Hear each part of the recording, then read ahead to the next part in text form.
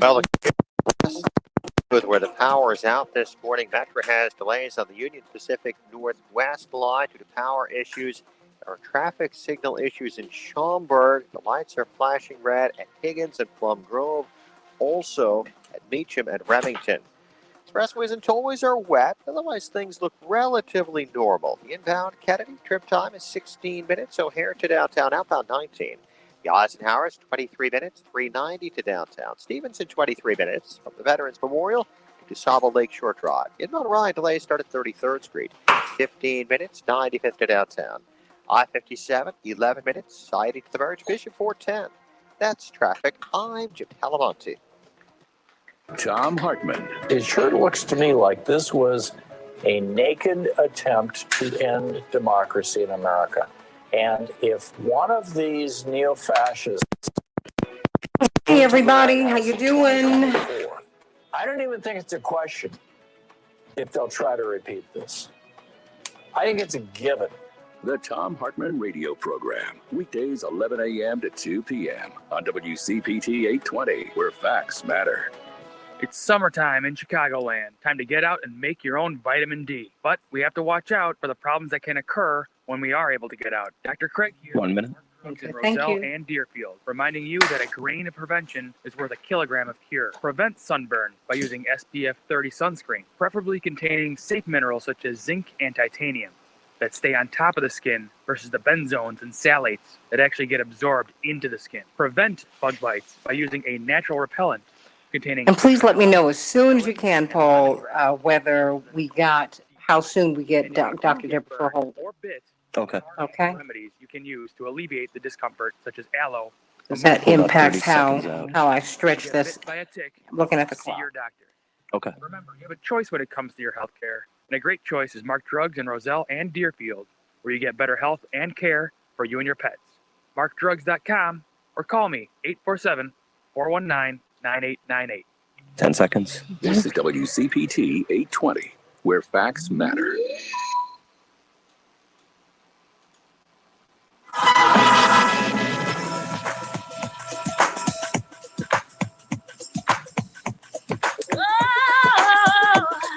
This is the Santita Jackson Show. Determined, unstoppable, achieving the impossible. We're standing tall with our heads held high. We are victorious. Good morning, family. I'm Jackson. Day, August 11th, 2021. It's a joy to be with you today on WCPT, the nation's largest progressive talk radio station, and AM 950 radio, the voice of progressive Minnesota. Call me or text me at 773-763-9278, and let's talk about a whole lot. I mean, boy, I don't really get to bed these days. I take a nap about 7:30, but I get in about 11. And, you know, a lot of interesting stuff happened overnight. And so we kind of had to move the show around. But we will be talking about school reopenings in the second hour. Are we ready? Are we ready to reopen these schools? Very simple question. You're going to be talking with some teachers, with Dr. Shanita Knighton, infection preventionist Dr. Deborah Holden. Are we physically ready to return to school? I'm also going to have a Texas Democrat, a Texas House Democrat who's seeking refuge, who's in refuge, who's not in hiding, but they are refugees in D.C. The Texas court ruled overnight that they could be arrested. So they're being told to stay out of the state, whatever it is they do. They are really fighting for voting rights, not just for Texas, but all over the country. Going to talk with Texas State Representative Ron Reynolds about where they go from here, They've been doing this at tremendous expense to themselves. They only make $600 a month. And so what will happen? What will happen if they are pulled back into the legislature? What will go into law are the most restrictive voting laws in the country. They already have the most restrictive. They'll be even more restrictive. And then we're going to talk about Governor Cuomo. And, you know, I'm going to get your thoughts about infrastructure. There's a lot to talk about on the Santita Jackson Show. So let's get to it, everybody. Call me, 773-763-9278, 773-763-9278. 9278. If you text me there, GWC Injury Lawyers gives you that opportunity. I want to hear your voices today, though. I've been hearing a lot of you over the past few days, and I love it, love it, love it, love engaging with you. And so let us get right to it because we've got a lot of ground to cover today on the Santita Jackson Show. And of course, meet my morning stars, Brian and Andre, who was first this morning, and Louie, Chewy, Daryl, Dawn, and from Minnesota, Carissa, Jerry, how you doing? Vicki Wells, Mark Hay, Shirley Carter from beautiful Philadelphia, Santita Jackson and Friends page, Santita Jackson and Friends, and of course you can stream us live on WCPT's Facebook page as well. And guess what?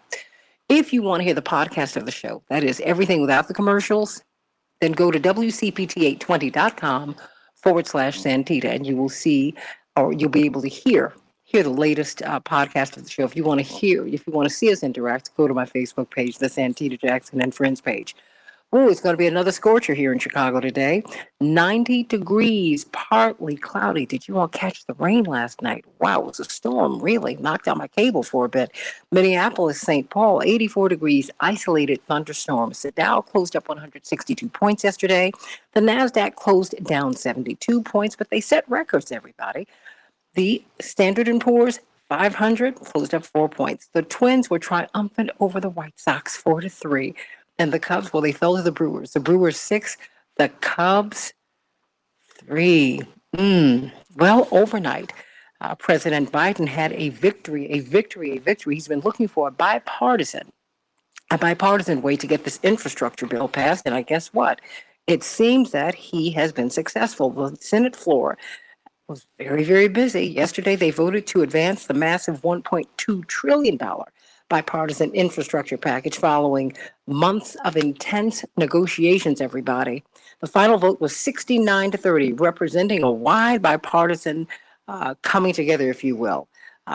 Then early this morning, that's what I'm telling you, you got to stay on your toes. Senate Democrats approved the $3.5 trillion budget resolution, which they will be able to get through reconciliation without any Republican votes. What do you think about that, everybody?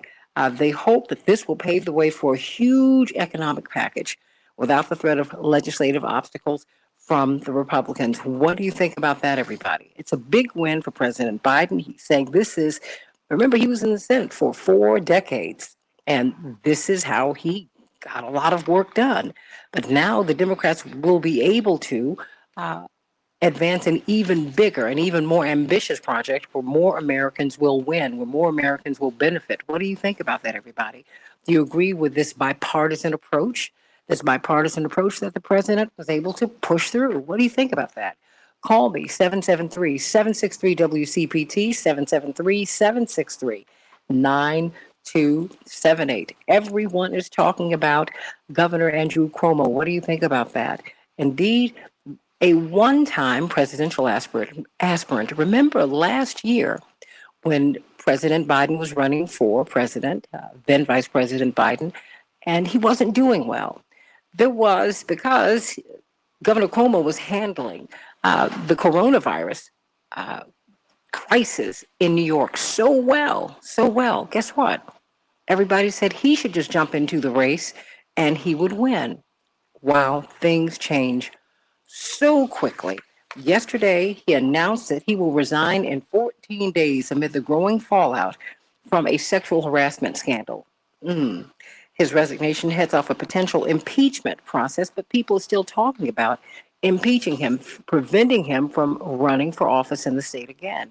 Do you think that that's right? You let me know. According to the Attorney General's report, the New York Attorney General, he sexually harassed 11 women. For his portion, he said the lines have been redrawn. What was acceptable 10 years ago, what was acceptable 20 years ago is no longer acceptable. I want to hear from you what you think about that. The start of the school season, this is what we're going to be talking about today, too, could mark a seriously dangerous time in the pandemic for children as the Delta variant continues to course through the world and through the United States.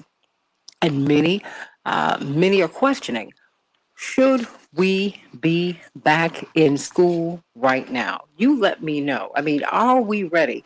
Have we mitigated? That is to say, have we changed the air filtration systems? Is it safe to breathe in there?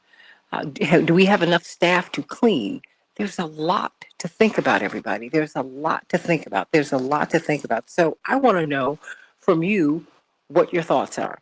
I want to know what your thoughts are. Are we ready to reopen the schools in the United States today? Are you ready to send your child back to school? Jewel, you said it was never acceptable to disrespect a lady. Not now. I hear you. But I want to know, do you think he can come back? Because it doesn't sound like he is going away. Doesn't sound like he's going away. And have you read the whole report? See, the thing is, an impeachment, as you know, is a trial. He's not going to have the trial. So we're going to hear, we've heard the Attorney General's report. Most of us, quite frankly, haven't read it. Um, but we haven't heard his side.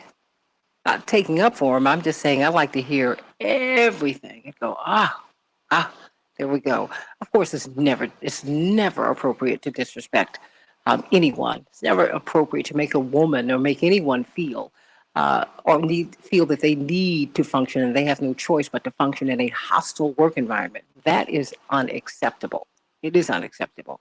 But we have to see what all of this is and where this is going to go. Whenever I see a presidential aspirant, someone who could be president, someone who could be the standard bearer for a party at the very least, and they get taken out of the mix, it always makes me go, as Arsenio Hall used to say, you know what I mean? So I don't know. I have to, I kind of have to see what the politics of this is, because this is politics at a very, very, very high level. We're not going to have good news today, but you know what? I guess the good news is this: we're here. How about that? How about that?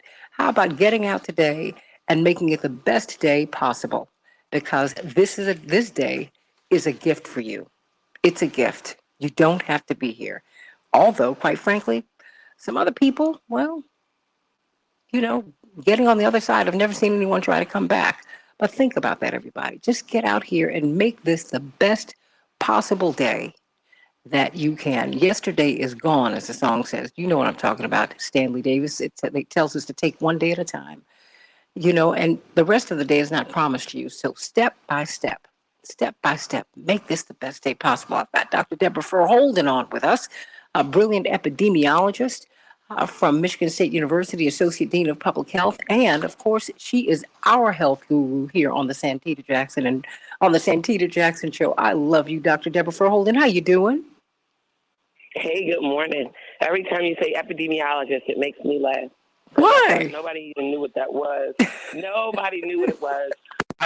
Every time I was an epidemiologist, people would start showing me skin problems. Do you know what this little thing is? This looks cancerous. I'm like, I'm not that kind of doctor. Oh my goodness, I love it. But you know what? I think that's one of the upsides of what's happened here. We now, I think we are becoming much more in tuned and attuned to our health and our collective health. And I think that's a good thing. That is a really, really good thing. A lot of people, today we're going to be talking about our readiness for school. Because in the midst of all of this summer, we've had the Olympics. No one's talked about the spike in coronavirus cases in Japan, but that did happen. I'm wondering what we're going to find out about Lollapalooza, the impact, not just in Chicago, but nationally, because people came in from all over the country, at the very least, to come to the biggest music festival in the United States, Lollapalooza. Are we really ready to reopen? We're going to be talking about schools, and I'm sensitive to these schools. My brother has 4 children. He has 5, but 4 of his children are 12 and under. He has children, and they will be in school.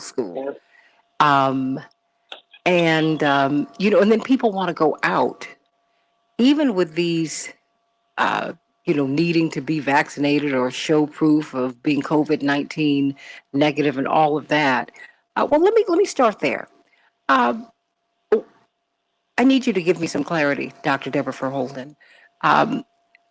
people are told, okay, if you have the vaccine, you're cleared to come in. But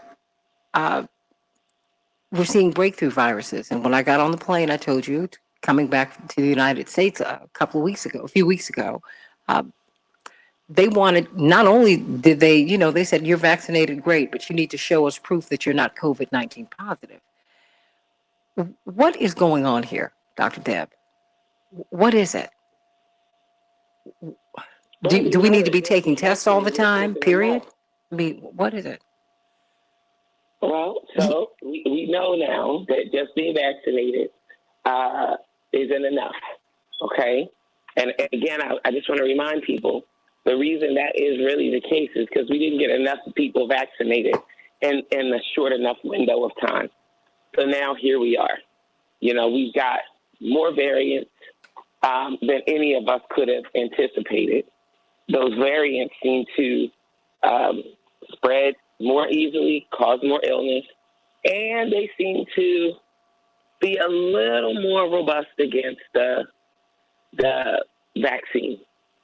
And there's still benefit, right? People who are vaccinated are still much less likely to contract COVID or have, what we call clinically relevant symptoms, but they still can potentially spread it. And they're substantially less likely to have to be hospitalized or die. I actually did a really great article with the New York Times that came out yesterday. I should have sent it to you in the Times, talking about breakthrough cases. And what the New York Times did is they compiled as much data as they could. Because again, remember, the CDC just sort of said, we're not going to collect this data. And a lot of the so-called breakthrough cases, we won't even know because people won't have symptoms. They'll actually contract the virus. They'll have a viral load, might be able to spread it, but they won't have any symptoms that they would recognize. So they might not know that they're positive. Well, why won't they track it? I mean, what's their justification for that? I don't know. Okay. I don't know. I said in the one quote they have from me, because they interviewed, this woman worked on the story for a while. I think it's actually a pretty good story. It's like an investigative story, and they had to hire an analyst and, pull all the data that they could pull themselves to produce these actual stats on breakthrough cases and breakthrough hospitalizations and breakthrough deaths. And it's not easy data to gather because, if the data aren't being collected on the front end, it's hard to then do anything with it on the back end. You need to know when somebody is a case, have they been vaccinated or not? Are they fully vaccinated? And by fully vaccinated, that means several weeks out from getting your full dose, your last dose. So if it's J&J, that's only one. If it's one of the others, then you got to have two, and you got to be 2 weeks out from that last shot. But they're just not collecting the data. I mean, Santita, we're not collecting basic data like race on COVID cases and COVID vaccinations. So there's just so many questions that we can't powerfully answer because we don't have the data. And I think it's a mistake.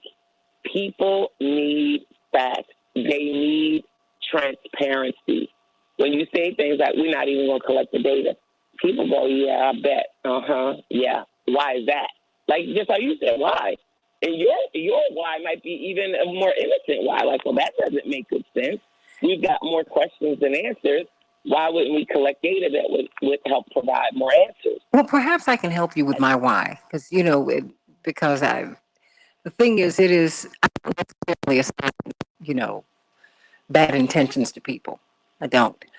My thing is this: even though I have a fair amount of skepticism. I just I'm like, okay, if you tell me this is what I don't assume people are lying. I don't. Maybe that's a mistake, but there it is. My thing is, we're in a pandemic. You're collecting data all the time for everything. You want to find out data. If I walk into a restaurant, you want to know if I've been vaccinated. Not that necessarily if I'm COVID-19 negative. You just want to know if I've gotten the vaccine. I mean, all of these rules are floating. And I would think that you would want to know, since you know who got the vaccine to the person, I would think, Deborah, Dr. Deb, that you would want to know how the vaccines are working, how people are faring. I mean, because are we going to amp up the production of therapeutics because people are still getting sick? How are they being treated? You don't. If you don't give me, you're not tracking the data. You're not tracking people. So I don't understand the justification while we're still in the midst of all this. Why they would say, okay, we're not going to track them. That just doesn't make good sense to me. Yeah. I mean, I agree. Okay. I agree. I agree. And it's literally, I mean, there's some data that I just truly feel like we should be collecting, right? Because it just, there should be no COVID testing happening without all of the basic demographic data going with that. What is the person's age, their race, their zip code, their gender, and maybe, some kind of, and now the test needs to say, are you vaccinated? And the vaccination status needs to say, yes, I'm, fully vaccinated, or yes, I'm partially vaccinated, or no, I'm not vaccinated at all. I mean, it's one question that will really allow us to answer the question. And maybe there needs to be a question, do you have any symptoms? But if we collected this data when people got their tests, then we would know. We would be able to answer these questions. Because that's the other thing. People are saying, well, if I can still spread it, if I can still get it, why should I get vaccinated? And then it takes people like me a whole lot of, going down in the weeds to explain that to people. Well, if we had the data, I could say because you'll be, look at the New York Times article. You'll be 8 times less likely to contract it, and whatever the number is, times less likely to die if you do contract it. I had a woman at my job who said, I'm not getting vaccinated. She has a 9-year-old daughter who has asthma. And she said, when they told me I could get the vaccine, and the vaccine would mean that I might get COVID, but wouldn't know, but would still have a viral load and could bring it home to my daughter and wouldn't even know that I did it, she said, I'm not getting it. Literally, this woman is not ignorant. She is a smart enough woman. She's one of the cleaning staff at our building. Anytime people are talking about viral load and transmission, and I mean, you can tell she's done her homework. And in her mind, she said, if I were to contract COVID, I would want to know. I would want to know. I would want to know because I would have to do everything I could to prevent from giving it to my children. She said, and we don't wear masks in my house. My kid, she's 2. One is 9 and one is 7. And she said, my kids have been so attention starved, so just in need of playtime and hugs and kisses and all of that. She was like, when, I honor protocols when I'm out in the world. When I go home, I'm the mom of 2 young kids. And I couldn't really understand that. And I'm like, we got to get this data.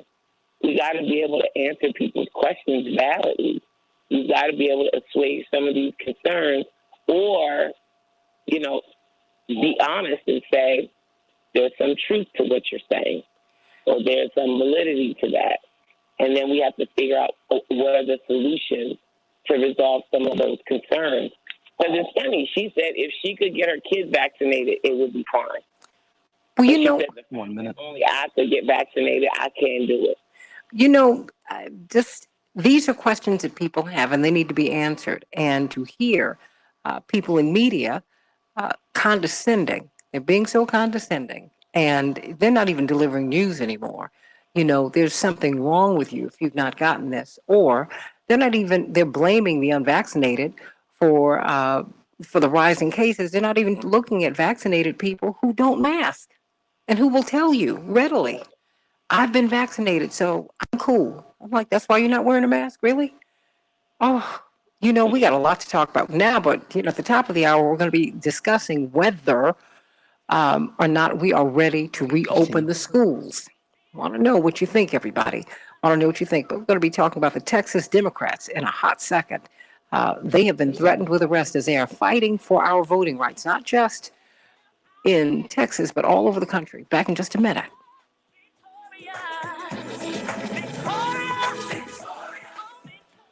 Hey, babe, are you going to be able to join us at the top of the hour? Yes, I have a. I need to hop off at about 10 of 8 because I have a quick call. Oh, no, that's fine. That's fine. That's fine. I just wanted to know because I sent you the links to those articles. You saw that, right? Yep. Okay, great. It's good. Oh, wait a minute. Joyce likes my ring. She likes my ring and my jewelry. Hello, here we go. And my necklace. You can't see it behind the mic. Somebody told me I need to do a jewelry line. I'm going to look at that because one of my dear girlfriends told me that she is fabulous.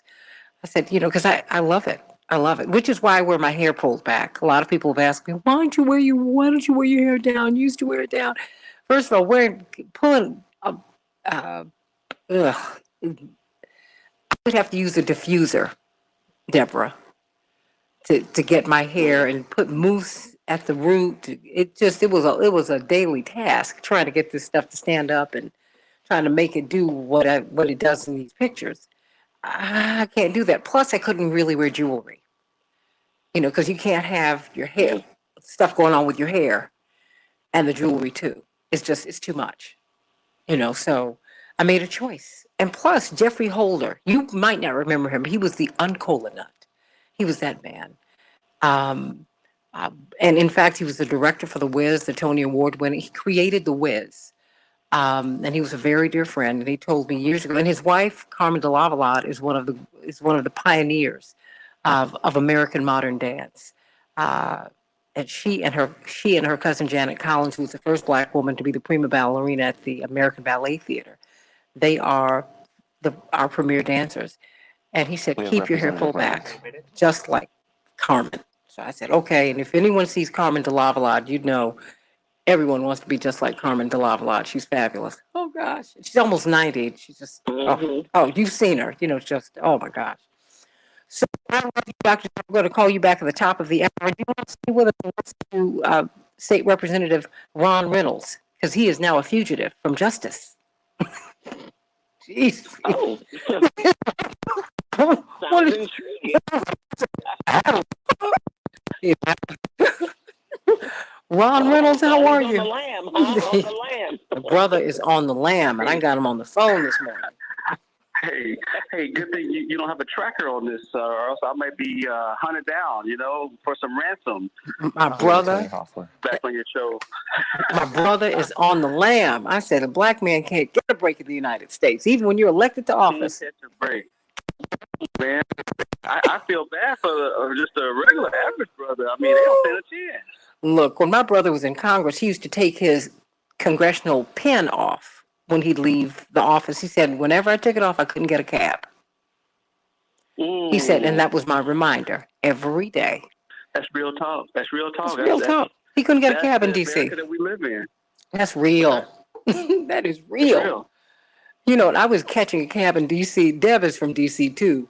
And this is when I was in college, and this lovely white gentleman, it was raining, and I was about to step out to try and get a cab, and he said, no, let me do that for you. He said, number one, you're a lady, but I'm a white man.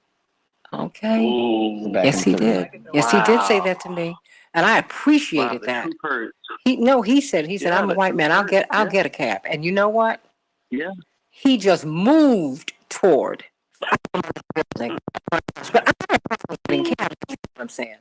So, that's the reality that we live in. We don't whitewash or sugarcoat anything. We just tell it like it is. Okay. Well, stay right there. CK, hey. Good morning. Hold on.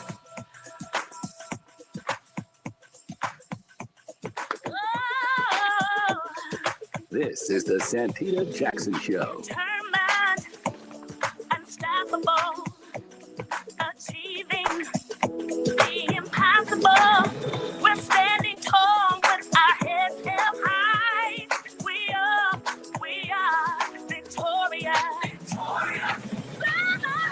Hey, everybody. Welcome to the Santita Jackson Show. Got so much going on WCPT 820, the nation's largest progressive talk radio station, and AM 950 radio, the voice of progressive Minnesota. I want you to meet my morning stars. Hey, Bab Balelli out there on the left coast. Meet them on Santita Jackson and Friends on Facebook and on the WCPT Facebook page. And if you want to hear the podcast of the show, please go to WCPT820.com Santita. You'll be able to hear the show without commercials, everybody, just straight on through. We've got a lot to talk about today. Are we ready to reopen the schools? That's at the top of the hour. And I planned the show, and I've actually got a little bit of a nap in last night, about 4 hours of sleep. Wow. And we were going to talk about Andrew Cuomo, and we will, because that's a big deal for a presidential aspirant, someone who would have been the nominee last year. Indeed, people were pulling for him because then Vice President Biden wasn't doing well. And he was doing beautifully with the pandemic. Now he's resigned. Wow. You had a scandal regarding the distribution of care regarding the pandemic. And then now these 11 women have come out against him with apparently credible sexual harassment claims. But we only know their side because we didn't have an impeachment, which is the trial where we would have heard both sides. But before we get to that,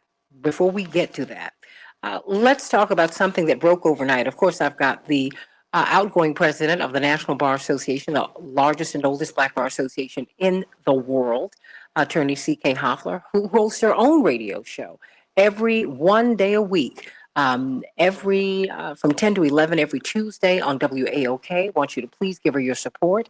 But also, CK, I said, wait a minute, we have to take a bend this morning because the Texas State Supreme Court is allowing for the arrest of the Democrats who don't show up for the legislature. They may now be arrested. And the Texas House Speaker has signed arrest warrants for this gentleman who's with us, CK. Dr. Holden said, I'm going to stay here because I want to hear this. That's right. An elected official. This young brother is on the lam, but that's all right. He is fighting for our voting rights. That's right. Texas House State Representative Ron Reynolds. What happened overnight? I mean, now, let me just say, they only make $600 a month, everybody. And they have left the state on their own dime because they know that when they go back in, what's going to happen, Ron? Well, as you have just eloquently stated, there arrest warrant signed for 52 House Democrats that have not shown up to the House floor so that they could force a quorum to stuff the voter suppression bills down our throat. And if we are anywhere in the state of Texas, a law enforcement officer has the jurisdiction to arrest us and take us against our will and make quorum. So this is unprecedented, and I don't know if it's been done anywhere else in the country. CK may have knowledge of that, but basically this is unprecedented. We are essentially fugitives on the run. I currently now have an arrest warrant. So if I'm in D.C. currently, but if I go back to Texas or any of my colleagues do, then they are subject to a lawful arrest right now. If, as an elected official, because I'm familiar with Congress, right? On either side, in the upper or lower house, House of Representatives or the Senate, they can commit a crime. But if they go on the Hill, no one can touch them. I mean, just literally. And they kind of function with that kind of protection. Explain to me how the House Speaker signed arrest warrants. What does that mean, actually? I mean, are you a fugitive from justice? I mean, I know I've kind of tongue-in-cheek laughed about it, but you are? Well, here's the way it works. So, in the Texas Penal Code, there is nothing in the penal statute, meaning the criminal code of procedure or any statute that says that you breach the law when you don't show up for on the floor of the House of Representatives, right? There's nothing in there. So there's no penal code violation. that we can be charged with in a court of law. Under the Texas rules, meaning that rules that of the Texas House, the Speaker has the ability to make a call to the House, and in the event that there's not a quorum, and there's nothing that says that he can arrest us, but the Supreme Court just gave them latitude. We had filed an injunction, a TRO, which a court granted it. That's putting a stay, basically holding off the speaker's or the governor's ability to do that. Then the governor and the speaker, they filed a writ of mandamus with the Texas Supreme Court, which Governor Abbott appointed half of the Supreme Court justices, and they're all Republicans. So we weren't really surprised because they are very partisan and they do the governor's bidding. So they yesterday allowed for the governor and the speaker to proceed forward. And then yesterday, the speaker did sign those arrest warrants. So basically, in essence, they are now making it clear that any law enforcement officer who spots us is duly authorized to arrest us and take us not to jail, but take us to the House floor where they will lock us inside the House chamber. That is essentially what they are doing, are able to do right now. We're talking with Texas State Representative Ron Reynolds. He's one of the 52 Texas House Democrats who fled the state trying to save the voting rights of Texans and, quite frankly, all around the country. We are having increasing numbers of voting rights laws that are being enacted by state legislatures all over the country that are restricting our voting rights. Texas is already the most voter restrictive state in the nation. These laws will make it even more difficult. And let us tip our hat to Governor Tony Evers of Wisconsin, who vetoed a bill that would make it much more difficult for people to vote by absentee ballot. Thank goodness for that. What if you had a Tony Evers in Texas? You wouldn't even go through this. You make $600 a month. How? Yeah, $7,200 a year. Calculate that. And you're paying for this, though. Oh, absolutely. Yeah. No. Explain to people. I mean, and CK, in a minute, I want you to jump in because this sounds so crazy to me. You make $7,200 a year. So you have a job that you're missing. Yes. You have businesses. Yes. All of it. You have families. Oh, absolutely. Yes. Explain. Yes. Unless a member is independently wealthy, we all have jobs, right? No one that I know of can live on $600 a month, and let alone support themselves nor a family. So yes, we are here not on the taxpayers' dime, but on our own dime. We have raised money through donations. We have used our campaign accounts, and we have funded this privately because we believe in democracy and we believe in protecting the fundamental right to vote, which Republicans are making it very no secret that they want voter suppression, Jim Crow 2.0. They want to stop and suppress the black and brown vote that typically votes Democrat. So they're making it more difficult. And they started in Georgia, and they're going all across Republican states in order to disenfranchise many people so that they can maintain and, in other cases, gain power. This is a power grab. This is not about ideas. This is about putting a thumb on the scale so that we can win by any means necessary. And that's un-American, that's unpatriotic, that's undemocratic. And so we're fighting. We're here. Matter of fact, we will be on the Hill today as the Senate has taken care of their business for infrastructure. We want, before they go on recess, to have them take up the HR 1, the For the People Act, and we're demanding that they do that. We're in the fierce urgency of now. We're on borrowed time. We don't know how long we can be here much longer in D.C. It's expensive. We're away from our children, our spouses, our businesses. But as long as Congress, specifically the U.S. Senate, is working and they're not in recess, we're going to be on here in Washington, D.C., fighting for voting rights. Now, the White House, you've met with them, you've met with members of Congress, but the White House told you that you need to out-organize. right? Yeah. Help Yeah. me, just help me. Tell me how that works, please. Oh, Maybe y'all can tell me how that works. I don't understand that one. well, as we used to say, don't just. Yeah. You're going to help me with that one because I have the utmost respect for Biden. I stumped for him, and we helped turn out the African American vote for him. But what he's trying to articulate, I can't comprehend that one. We need federal voting rights legislation. We need to have as Whip Clyburn said, we need a special exception from the filibuster so that we can pass this because our everything's at stake. Infrastructure is nice, but if we can't get our people out to vote, then guess what? It's all for naught. So President Biden needs to use his bully pulpit, and we need Senator Manchin and Senator Sinema to be Democrats and join the rest of the other 48 Democrats and pass a bill through reconciliation so Vice President Harris can be the 51st vote and put it on President Biden's desk for a signing. And I'll look forward to flying back to D.C. for that ceremonial bill signing. But until then, they need to put some skin in the game, just like they did for infrastructure. You need to make him do it. I mean, we voted for him. We supported him. I don't need to tell you. I don't need to explain that I support you and I supported you. When I disagree with you, please, all of us have been in relationships, married or unmarried, and you disagree with your partner, your boyfriend, hello, in my case, all the time. And it doesn't mean that I do not love you. It just means that, guess what? That's right. I know we have a disagreement here. Until I think I need. And I just think it's just that simple. No, the people. No, speak truth to the people we put in power.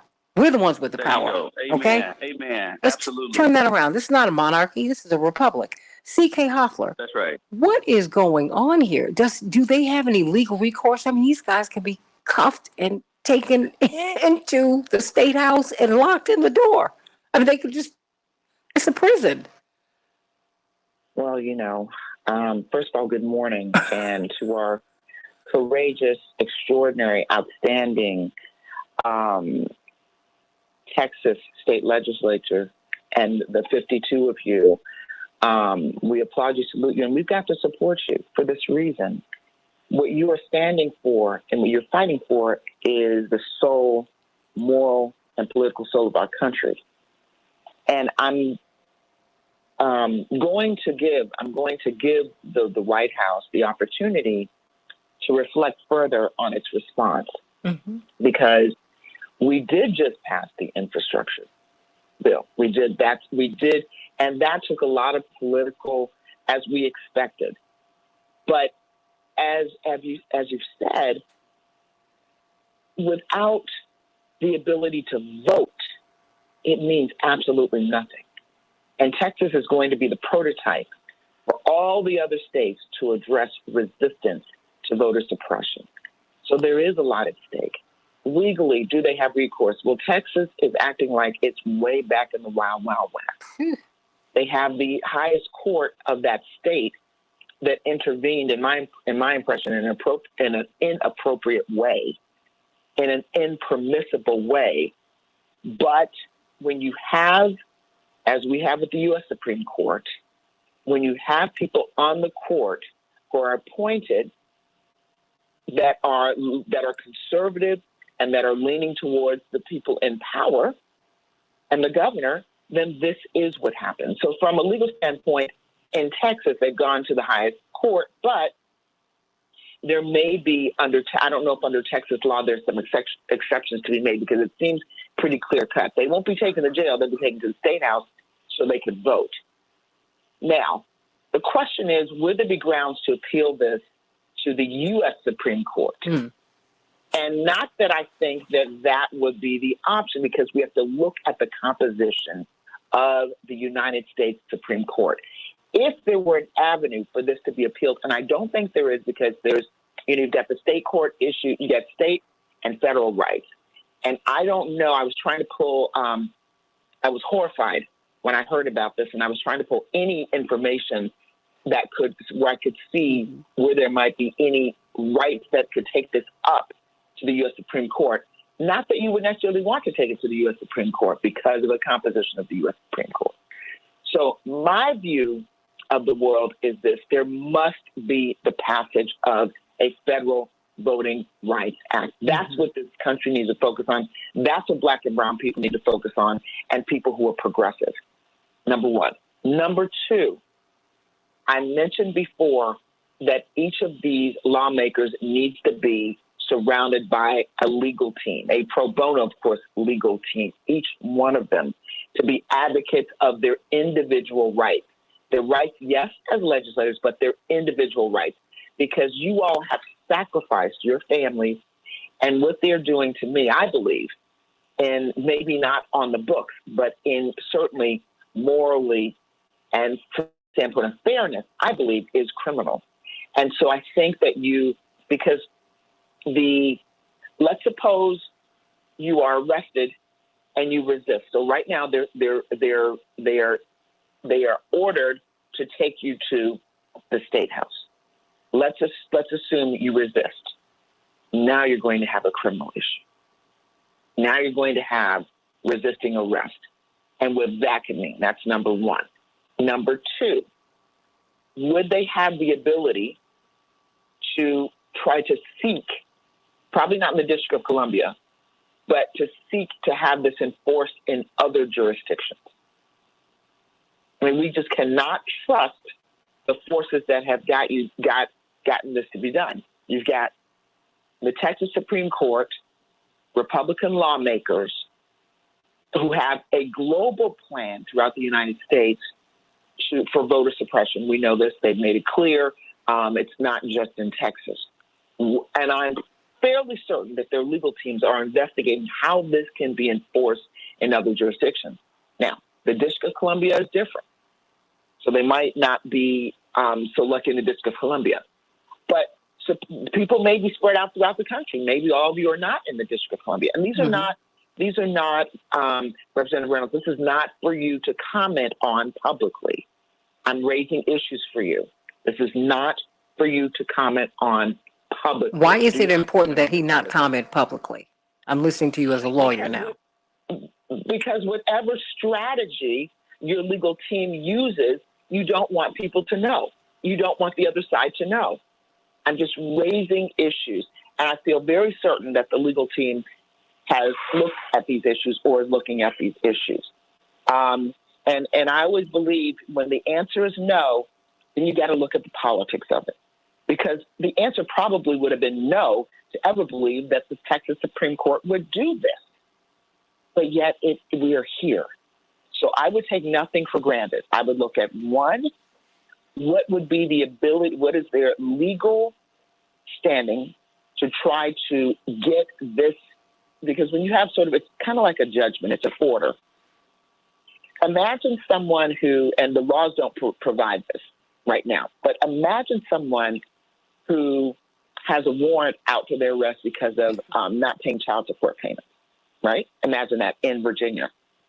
If that person, as I understand it, I don't do domestic law, but if that person goes to Maryland or goes to Atlanta, that person could be arrested because there's a violation of child support payments, potentially, if there's an order. So this is not so unusual when people cross state lines. This is a Texas thing, but they probably are going to seek to see if they could have it enforced elsewhere.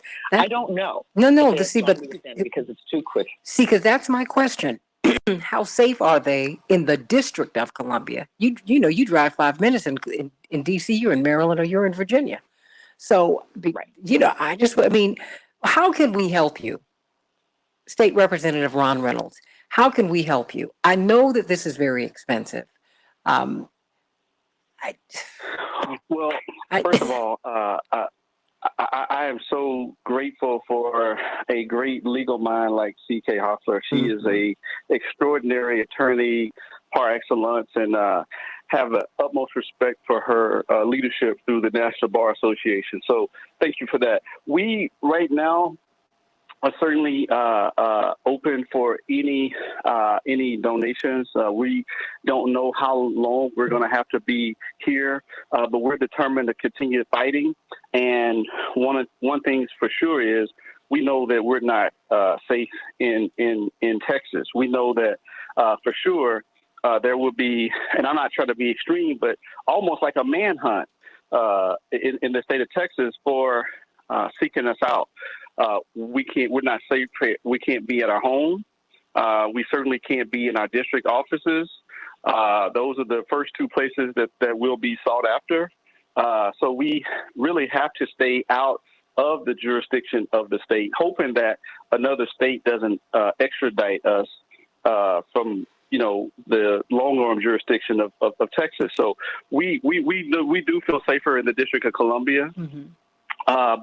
But any donations would certainly be appreciated.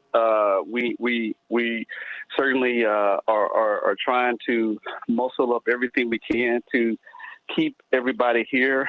It's tough. Is there a website? No. It's look, you make $600 a month from the Texas State Legislature. You have a job, and you're not well. Most of you are not. So my question is, do you have a website?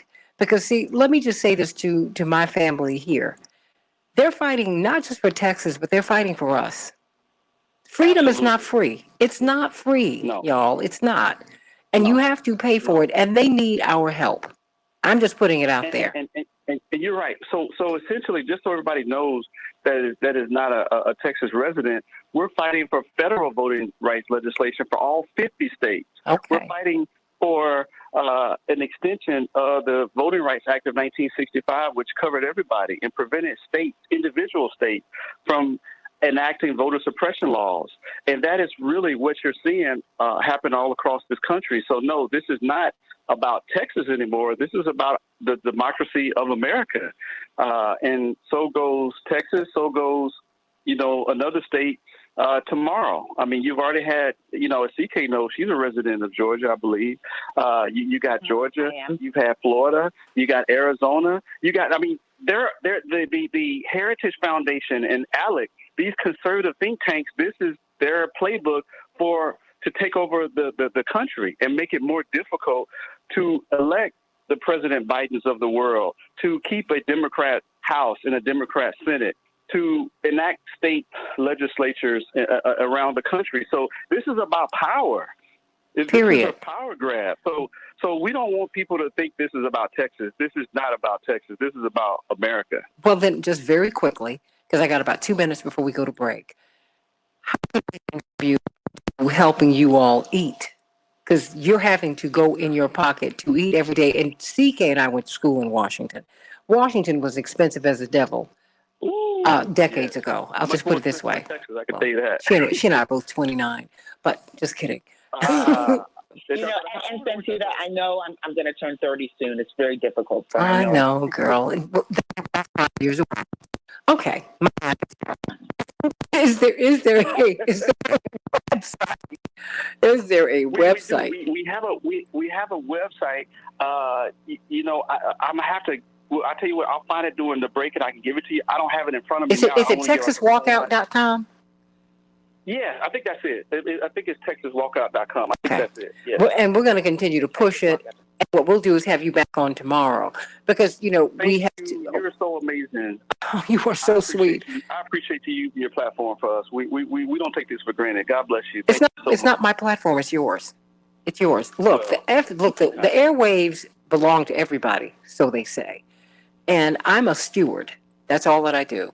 It's the Santita Jackson Show. And if you cannot use this platform to help keep us all free, then Lord, put me someplace else because I'm standing in your way. That is not what I'm here for. That's not what I'm here for. So thank you for taking my call at the absurd hour. Was it 6:00 your time or 6:15? I mean, because when I heard it on CNN, I just said, "Oh, CK." CK and I were prepared to talk about something else. I said, "Oh, CK can roll with this." Because this is so, and she gave you a strategy. So we're going to have to talk that through. We're going to have to talk that through. I'm going to take her up on that. So stay right there. We'll chat a little bit during the break. Everyone, call me at 773-763-WCPT, 773-763-9278. It's TexasWalkout.com. They need our support. The Texas House Democrats there are now warrants for their arrest as they fight for national voting rights. 15. They could be arrested. Only heaven knows where this can go. I mean, these are crazy times. Are we ready to send our kids back to school? Our teachers, the people who work in the lunchrooms, the cleaning staff? Think about that, everybody. More of the Santita Jackson Show in just a minute.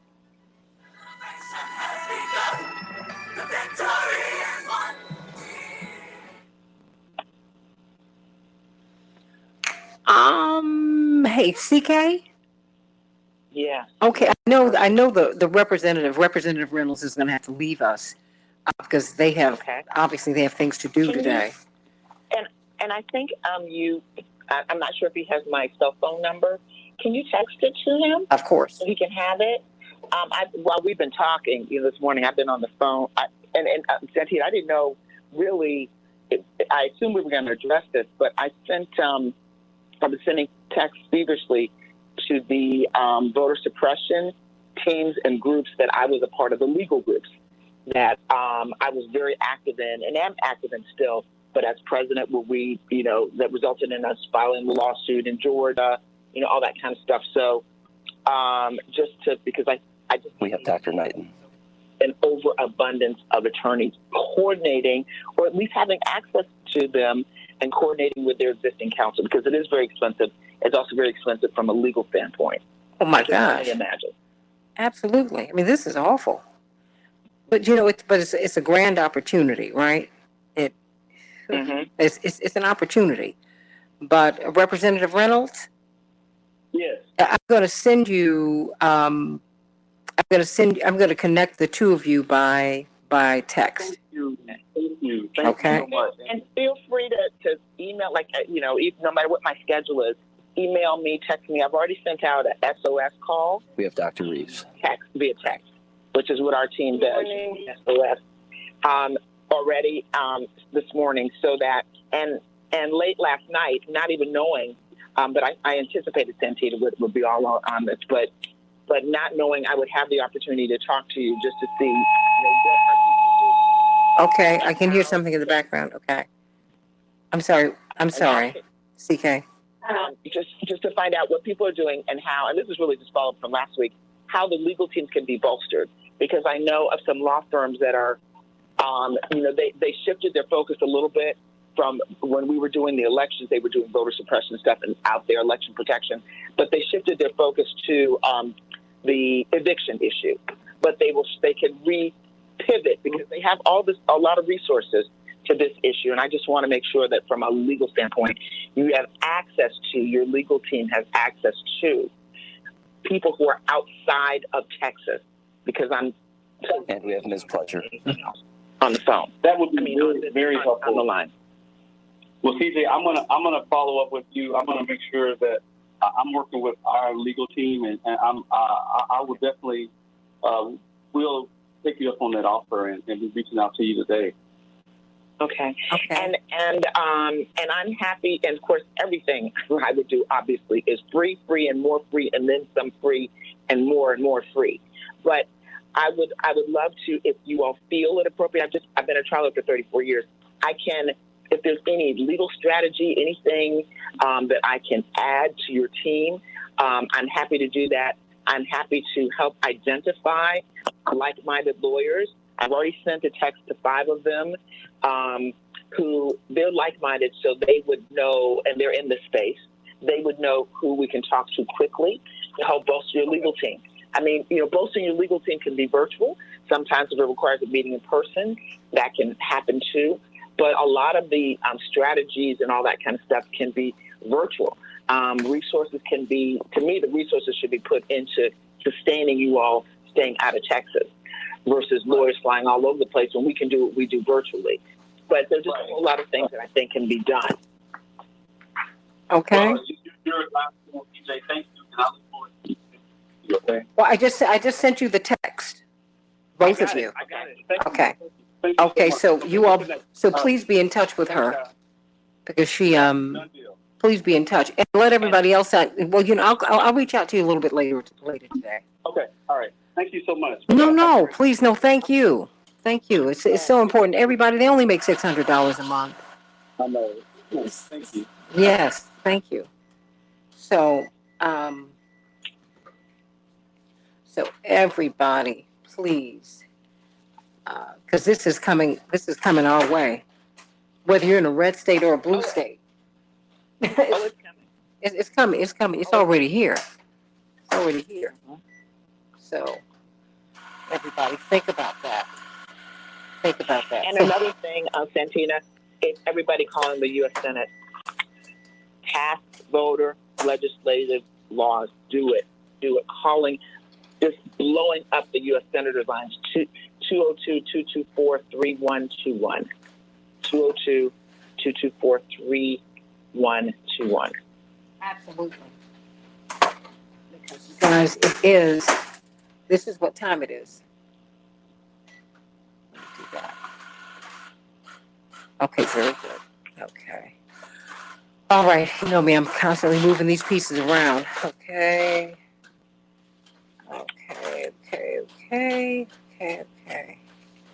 All right. So who do I have here? I have Dr. Reed. You? Yes, I'm here. Good morning. Okay. I have C.K. Hoffley. I have Dr. Ryan. Good morning. Dr. Verholden. Yes. I'm here. I missed the last 15 minutes, but I'm here. Girl, what? I called, but I'm back. I can't believe her fist is up in the air. This girl is, honey, her afro is bigger than Angela Davis, metaphorically speaking.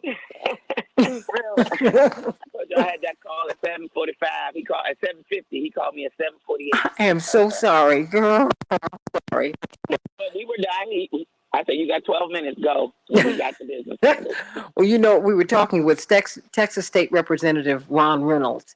They make $600 a month, those people who are in the Texas State Legislature.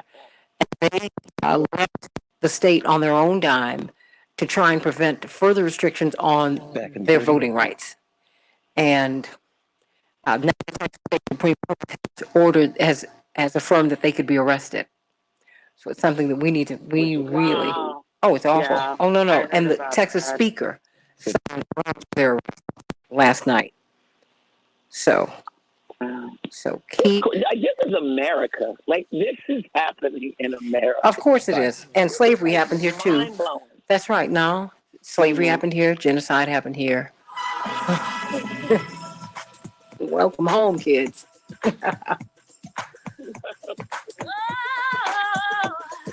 This is the Santita Jackson Show. That's right. No, slavery happened here. Achieving the impossible. We're standing tall with our heads held high. We are victorious. Everybody, welcome back to the Santita Jackson Show, WCPT 820, the nation's largest progressive talk radio station, 820 AM here in Chicago and all around the country. We're the largest progressive talk radio station in the country, and AM 950 radio, the voice of progressive Minnesota. We've been talking about the Texas State representatives who have been on the run. They are now actually fugitives from justice. Please, give them your support. They only make $600 a month. They're fighting for our national voting rights, HR 1, the For the People Act, to protect our voting rights. Everybody, thank you, Effie Rolfe.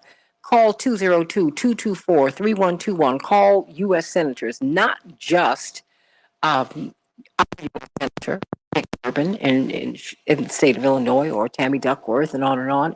Call them all. Call them all. Tell them we want our voting rights. That's what the fight is about, everybody. We're talking about our children and school and the people who work in the building, the entire ecosystem. Are we ready to go back to school? When I talk to these teachers, I don't know. The class sizes have not been reduced, and the ventilation systems have not been mitigated. We got a lot to talk about, everybody. We got a lot to talk about. So let's get right to it. Let's get some of these headlines.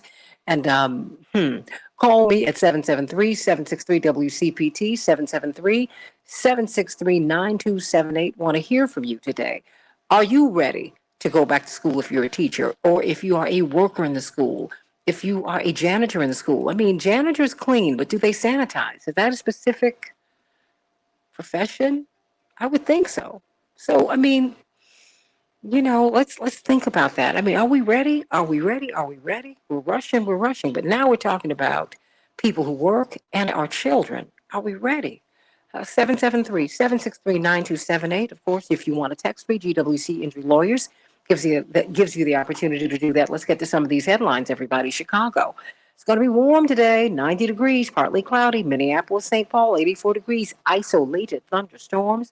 The Dow closed up 162 points yesterday. The Nasdaq closed down 72 points, and the S&P closed up 4 points. But they set records yesterday. They're doing great, everybody. The Twins and the White Sox faced off. The Twins were triumphant over the White Sox, 4-3. And well, the Cubs fell to the Brewers. The Brewers 6, the Cubs 3. Everybody, President Biden is receiving high praise this morning as he is hailing the Senate's passage of the giant $1 trillion bipartisan infrastructure bill, which is paving the way for the $3.5 trillion infrastructure bill without a single GOP vote. The Senate has approved the $3.5 trillion infrastructure budget blueprint, something that we desperately need. What do you think? It can be passed by reconciliation, which is to say, without a GOP vote. Hey, this is what we need. So go on and make it happen, everybody. And let's go. The Texas Supreme Court is allowing for the arrest of Democrats who don't show up to the legislature. We just had Texas State Representative Ron Reynolds let us know they make $600 a month, but I said that.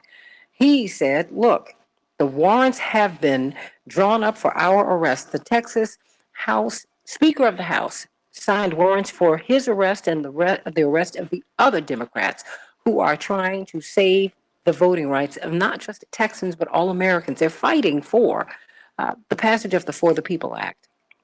They're passing for the renewal of the Voting Rights Act. They're fighting for that, and they need our help, everybody. But right now, they are fugitives from justice. The Texas Supreme Court, which has been populated by the Republican governor, Greg Abbott, is now allowing for the arrest of Democrats who don't show up to the legislature. They're being told to stay out of the state or they should leave the state immediately. Otherwise, they could all be arrested and taken to the state house and locked in the door. Yeah, it's that crazy, everybody. In the meantime, our hat goes off to Wisconsin Governor Tony Evers, who has vetoed GOP bills, plural, that would have imposed new restrictions on absentee ballots. He said, quote, hell no, when asked if local election clerks could comply. He said, you've seen what's going on in Arizona. It's a clown show. He said the Democrats said the two Wisconsin counties should not comply with subpoenas to turn over ballots and voting equipment as part of an investigation being led by the Republican head of the Assembly, the Wisconsin Assembly Elections Committee. This is what happens when you get that kind of governor. Remember, he is a teacher, and he just got fed up and decided that he was going to run for office. Good for you, Governor Evers. All right, everybody. The question is, are we ready? Are we ready to go back to school? Now, a lot of different studies say not quite.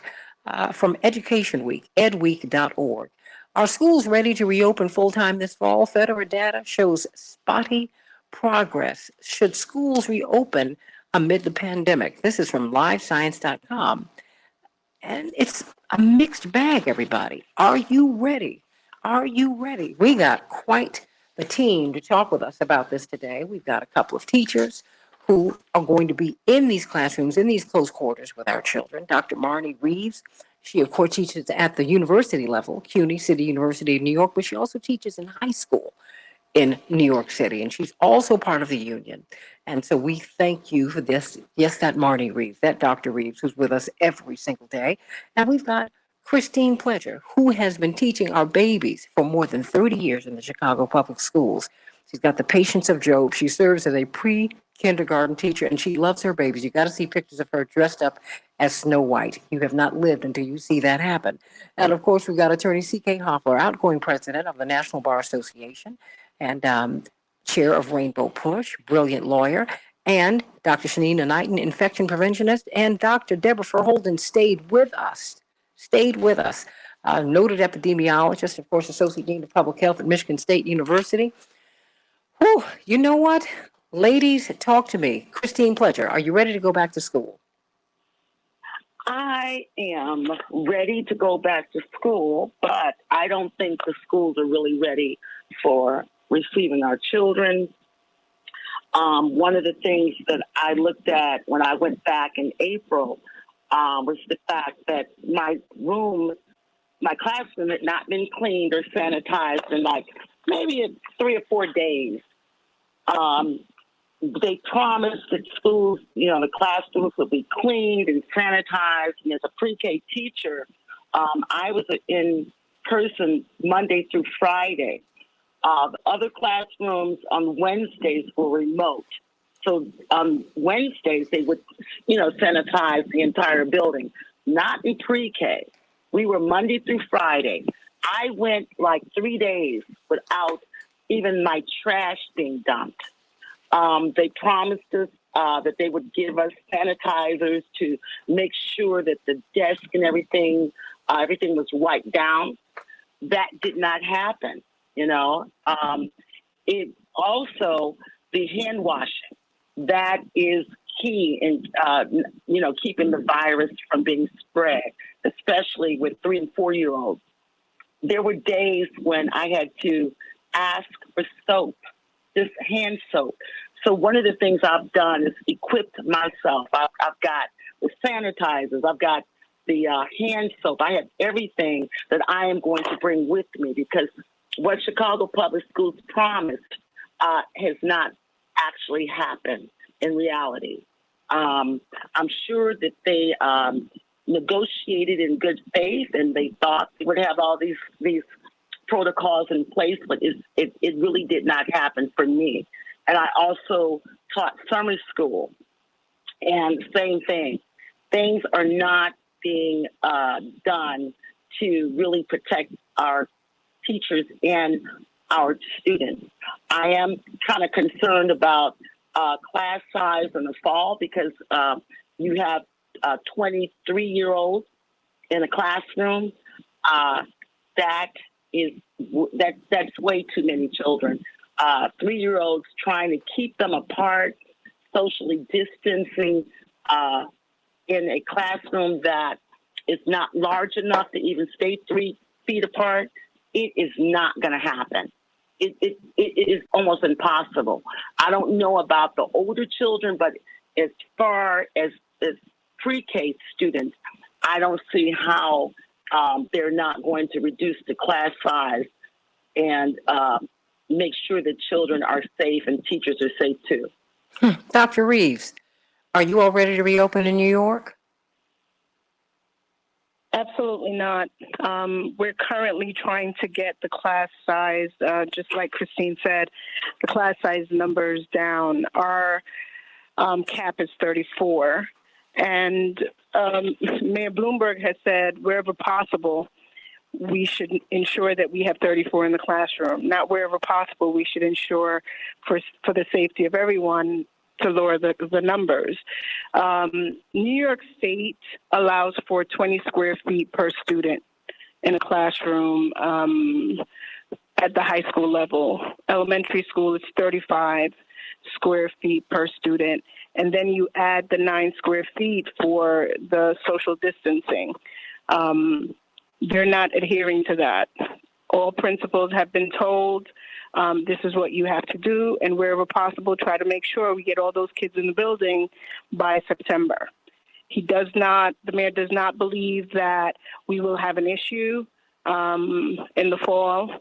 I just had a conversation this morning about ensuring that even the guidance counselors have their air purifiers.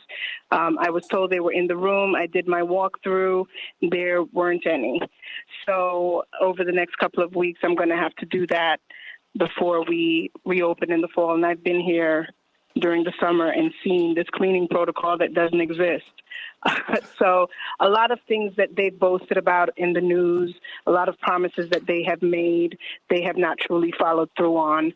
And it's crazy. I have colleagues who are really worried about this. There's a change.org petition that I've put out, and I'll put it out again for everyone to join in and support us in ensuring that we lower class sizes, because it's definitely going to be crazy in the fall. My school has 4,000 kids.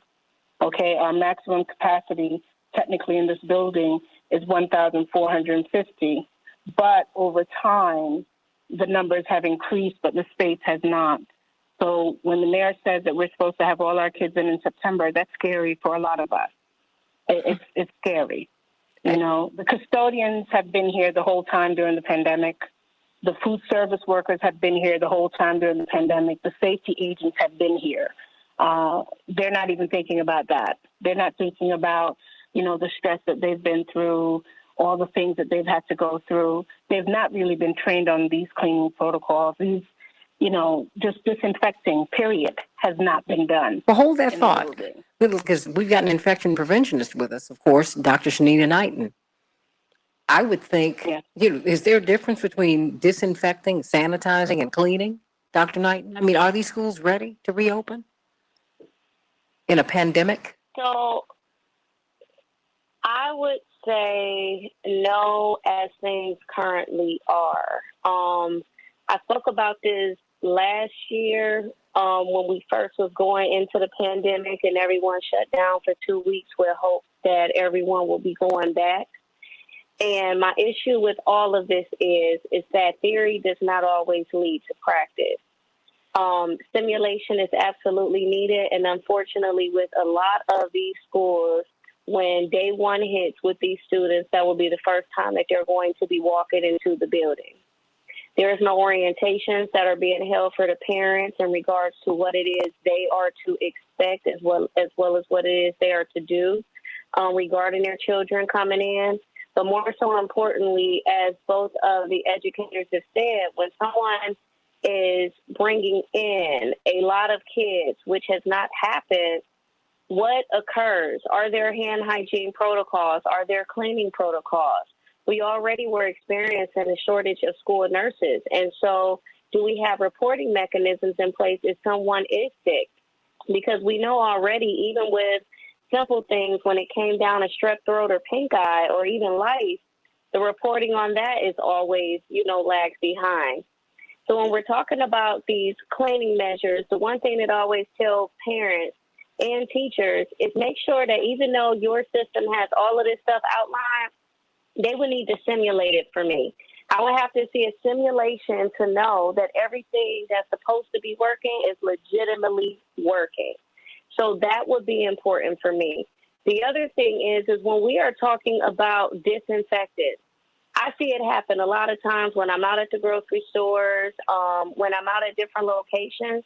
People aren't allowing the proper contact time. So if the proper contact time says that you have to let that disinfectant sit on a surface for 2 minutes, but you're one of those people that hurry up and spray it and wipe, then you're not getting the effect that you think that you're supposed to get out of using that product. And so I'm seeing a lot of, I would say, a lack of education just even around cleaning measures. If you're using the same rag, let's say, for example, in healthcare, right?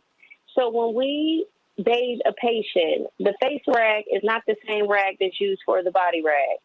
If we're using a body rag on the upper part of the body, a separate rag, we're not using it on the lower part of the body. We're not using, a rag for an area that's contaminated, meaning like maybe they have an infection. We're not using that rag around their whole body. I'm seeing the same exact rag be used from desk to desk to desk to desk to the walls to so many different surfaces that many people don't realize that at some point you're just spreading around germs. So I could go through these factors, including the fact that many teachers even still may not understand in this pandemic how old school folks used to say, don't talk down to a child. This is not the time to talk down to a child. So no adult should be hovering over a child trying to give them information. So I know that it's a lot for me to share just within this little small second, but I'm giving you tidbits just to show you that we're not ready. We're not ready because there's so many things that we don't understand because America was given a crash course in infection prevention.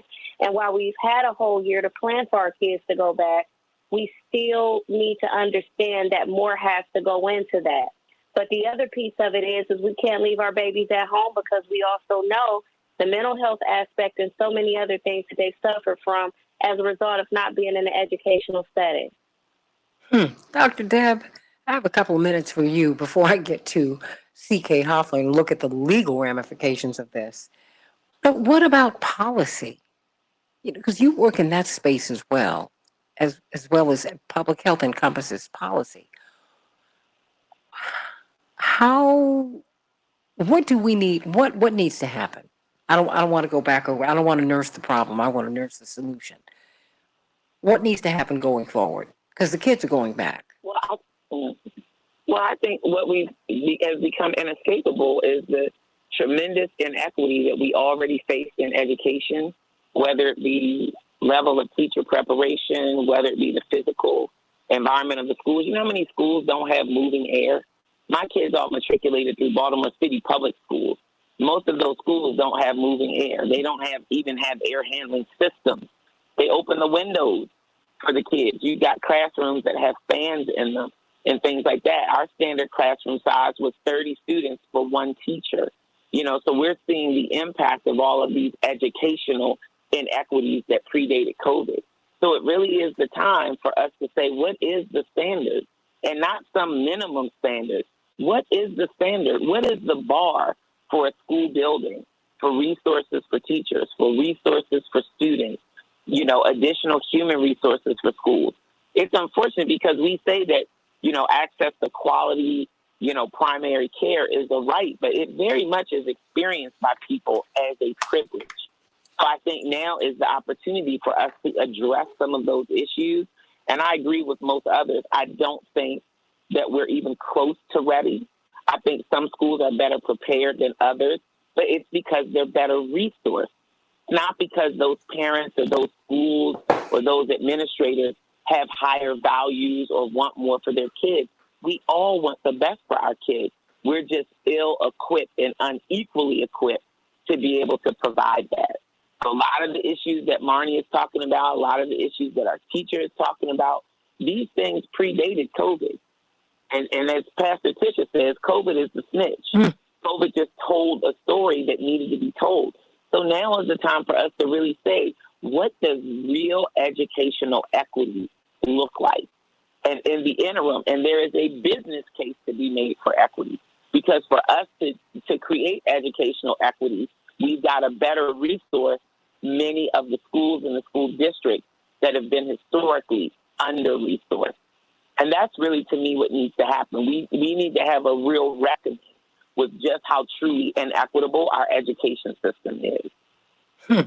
Attorney C.K. Hoffler, just under 2 minutes. Is anyone liable if the teachers, the students, the janitors, the staff at the school, if people get sick? Well, theoretically, yes. And I say theoretically, the school system, the state, all of those, this is the public school system. And in the private school system, it would be the school as well. But because of the CDC's mandate, and we're going back to what the EEOC has said, because of all of the exceptions, because we're operating in a pandemic, those exceptions go to legal course of action.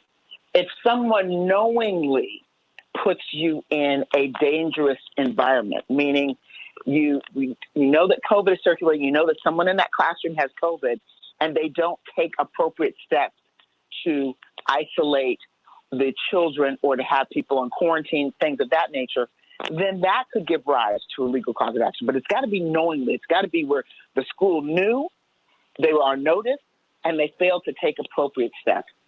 But just someone goes to school, they're in a classroom, it looks like the rules are kind of being observed, and someone gets COVID, that's a more difficult case. Why? Because it's my understanding, and we've got the experts on the line here, this Delta variant, from what I understand, is highly contagious and perhaps more aggressive than the original COVID. And again, I'm a layperson, so I'm probably not using the right terminology. With the aggressive nature of this variant, the contagious nature of this variant, and how it's circulating throughout our communities. And these are children. A lot of these children, if you think of elementary school children, middle school students, if they're under the age of whatever, 12, can't be vaccinated at this time, as I understand it. If they can't be vaccinated, they could be unknowingly have the virus, spread the virus, and then the school can be a cesspool of COVID. Absolutely. Unknowingly. And then it goes to the teachers. It goes to people with homes that have elderly people or people who are vulnerable, have vulnerable systems, and that's how you have a crisis. Stay right there. A healthcare crisis within one school. Stay right there. More of the Santita Jackson Show in just a minute. Are we ready to go back to school? I don't think so. Back in just a minute.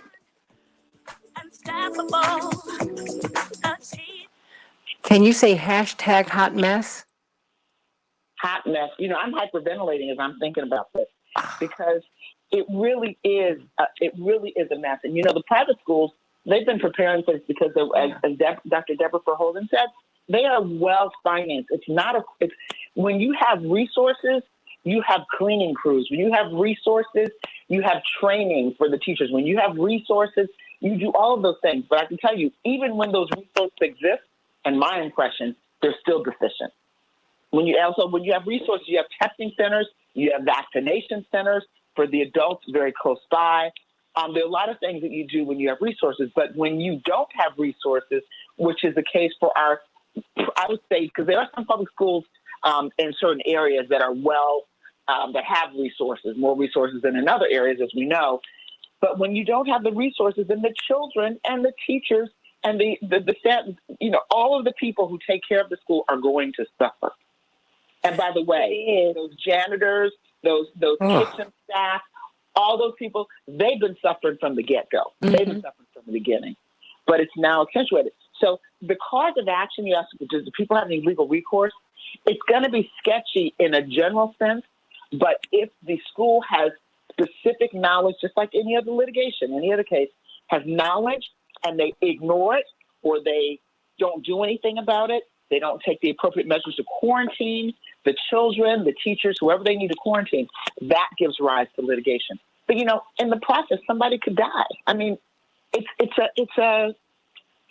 is a mess, and it's a sad mess.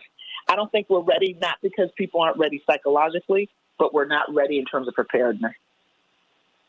So, you know, one of the concerns, CK, and this is around what it is you're mentioning that I do not think people are paying attention to is what I believe is going to be a rise in litigation around masks. So the issue is, it's like with a lot of the masks that people are wearing, so like let's say disposable, right? So they're expecting these kids to sit in a classroom, like let's say 6 hours a day. Depending on the mask, some of these masks, it actually recommends that if you are sitting in the mask continuous, it needs to be changed after 4 hours. Some of them have stipulations after 8 hours. Mm. Some of them have situations where if a kid sneezes in class, who's going to be responsible for that interruption? You know, when kids are not properly wearing them over their nose, what then happens? If staff is not wearing them. And so in my opinion, I see that there's going to be a rise in issues just around that, because while we talk about what the benefits are and they're saying, oh, everyone's going to be required to wear a mask at school, when it hits the fans that the proper wear, the proper disposal, the proper length of time that you should wear them starts to come out, and it does start to talk about the detrimental effects, because too much of anything can be bad, you know? And so my concern is that when they start to look at those factors, then that is going to bring about a whole nother problem. And it seems simple, but it's one of the biggest looming things right now is that people are like, well, I'm not getting ready to send my kid back to school because they have to sit in a mask all day. Staff, how am I supposed to manage wearing a mask while also being able to teach?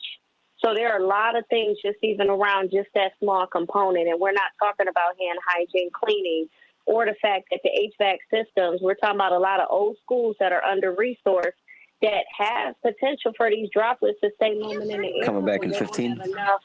They don't have anything set in place to be able to do air exchanges. And the air exchanges is way more important than the air purifier. Well, Air purifier is only going to help somebody that's got Back in 5. stand by. Whew.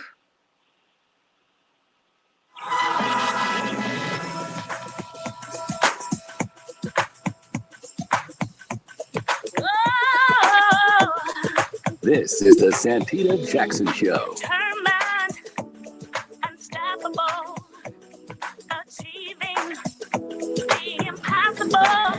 We're standing tall with our heads held high.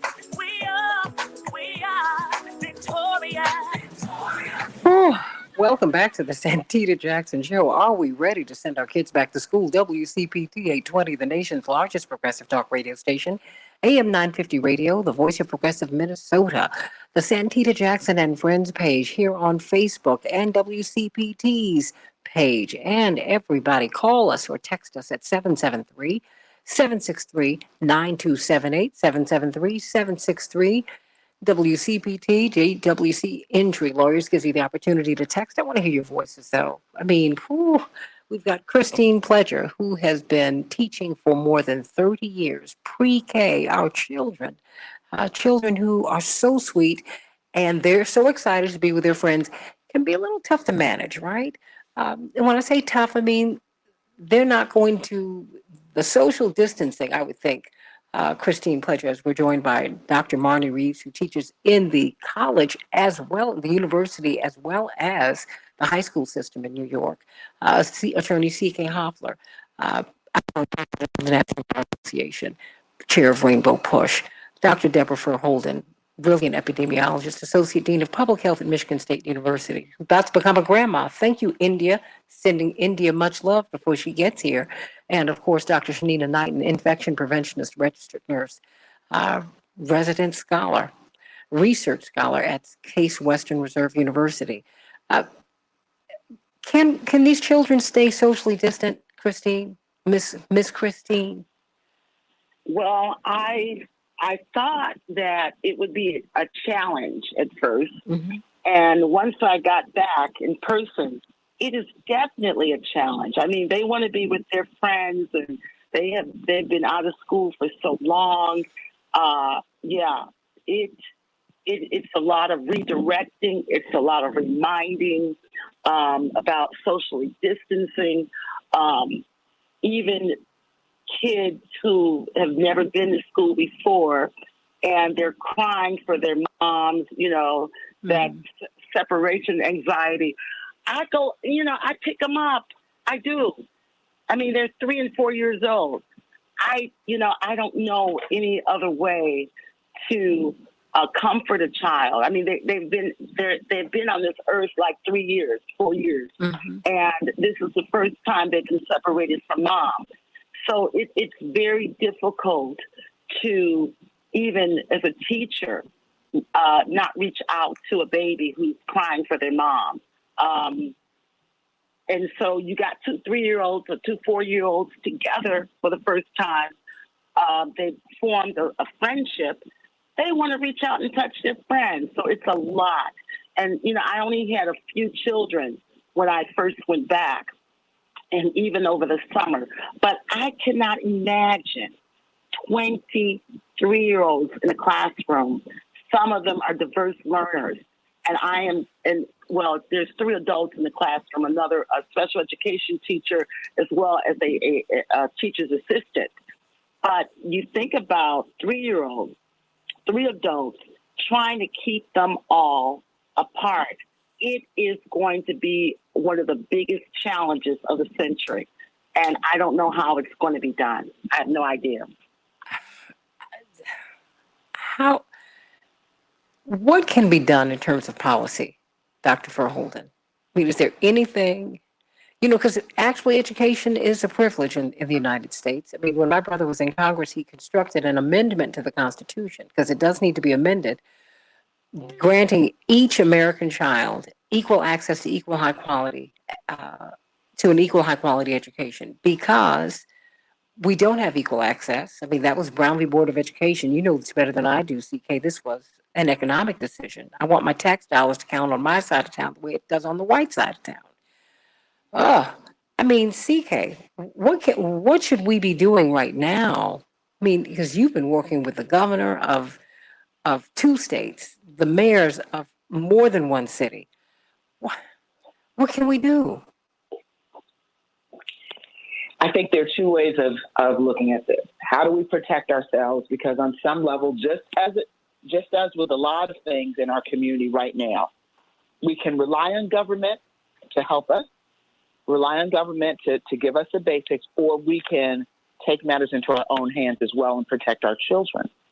If your children are going back to school, and it seems like most kids are going back to school in person, then I think it's going to be the parents are going to have to, I hate to even say this because this is not a legal opinion. This is not a legal opinion.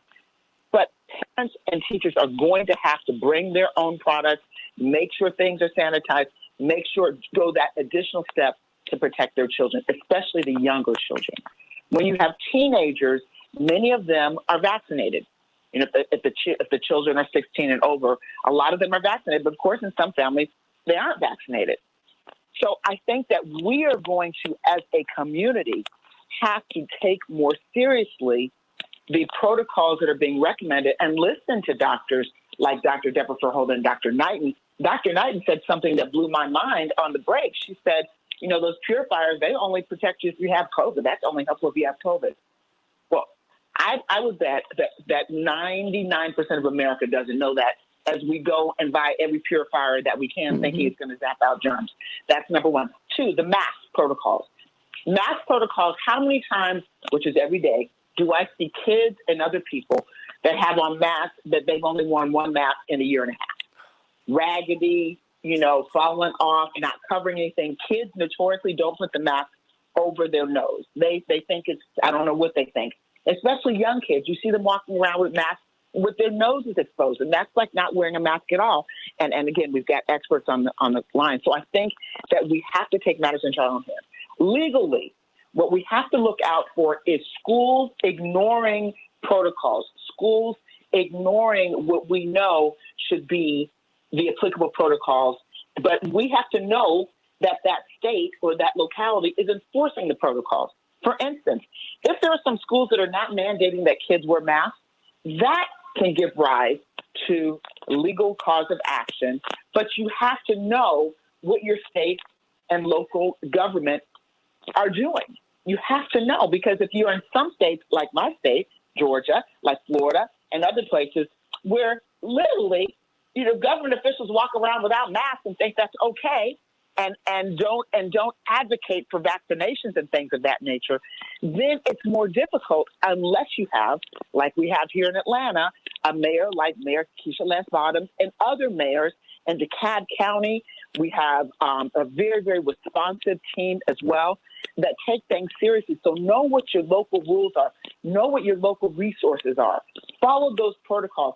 There are free masks available in a lot of counties and a lot of centers. Get those free masks. Put in your children's book bags of these free masks so that they can, and try to educate them to change their masks on a regular basis. I have a child who's asthmatic, and he said to me, "Mommy, I'm feeling some kind of way. They have to go back in person, but their school is well prepared for it." He said, it's hard for me to breathe having a mask on for 8 hours. And the only time, and the teachers are very, very vigilant with enforcement, and the only time he can take it off is if he is eating. That's what it is. In the classroom, they cannot take it off, and all of that kind of stuff. And so teachers are going to have to enforce it, but they have to have stacks of masks in their classrooms. Because just as I think it was Dr. Deborah Verholden and Dr. Knight, both of them were talking about the mask protocols. We need to understand the mask protocols. There's such a wide disparity with information relative to mask protocols. And I remember what Dr. Deborah Verholden said over a year ago.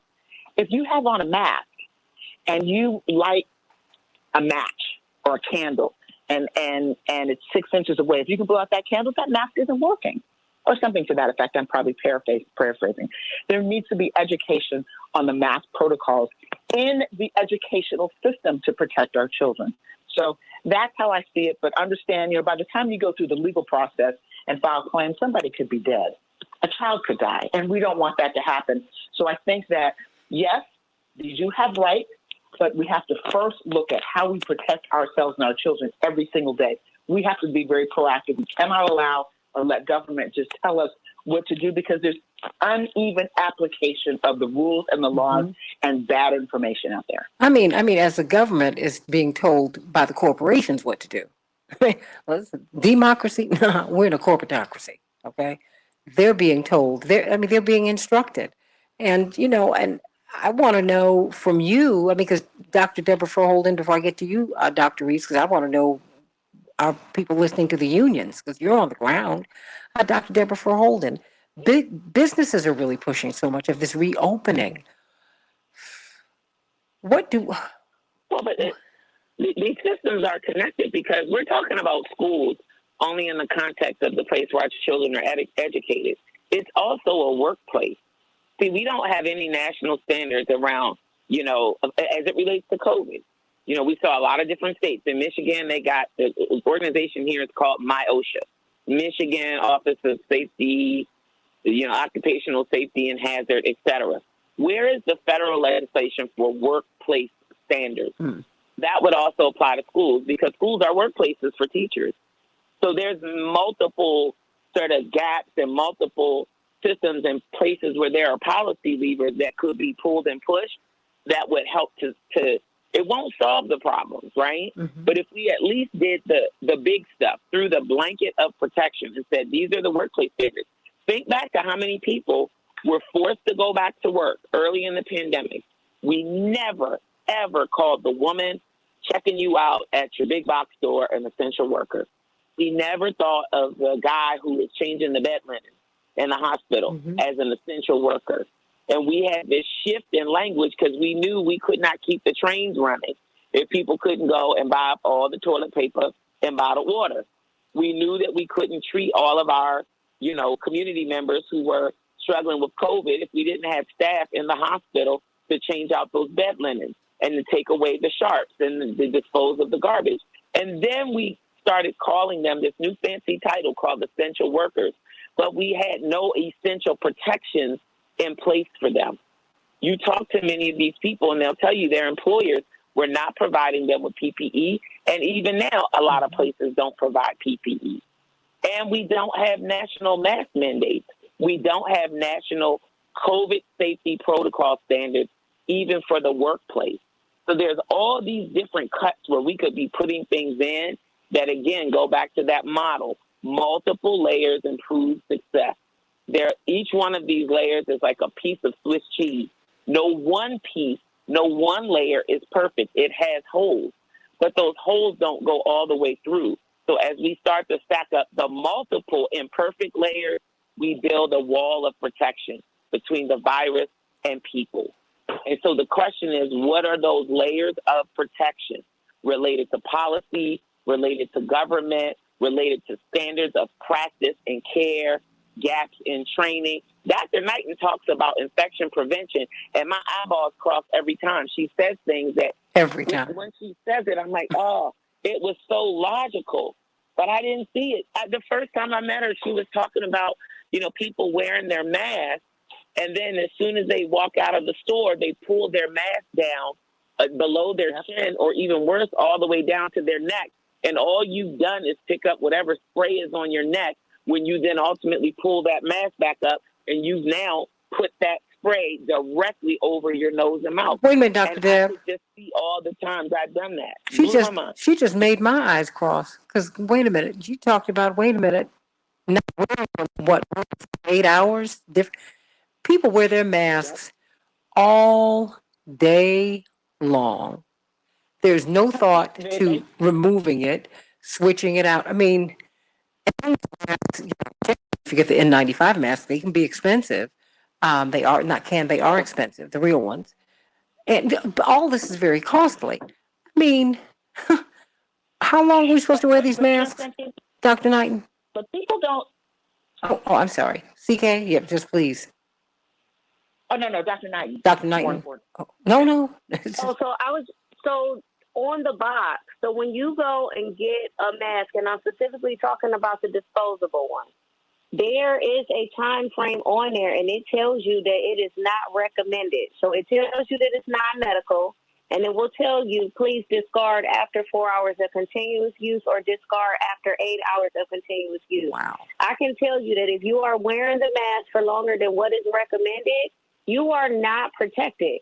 And that's the thing that we have to realize, that those barriers break down, especially a lot of us are mouth breathers. And so we're creating moisture in the mask, which are breaking down the barriers. We're taking away from its effectiveness, and it's not guaranteed after that time frame. But again, I do see people that say, I know somebody that literally wore their mask for 5 days, and they was like, well, it didn't look dirty. Oh. And they have no idea how harmful that is. And so people are like, I haven't had allergies before, and all of a sudden I'm sneezing this year. And I'm like, well, it could be the allergens in the mask from possibly the mildew or the mold that you can't see, because you've allowed that moisture to build up and dry again, and now you're inhaling it when you put that dirty mask back on. Marnie, Dr. Reeves, are you all providing masks to the children?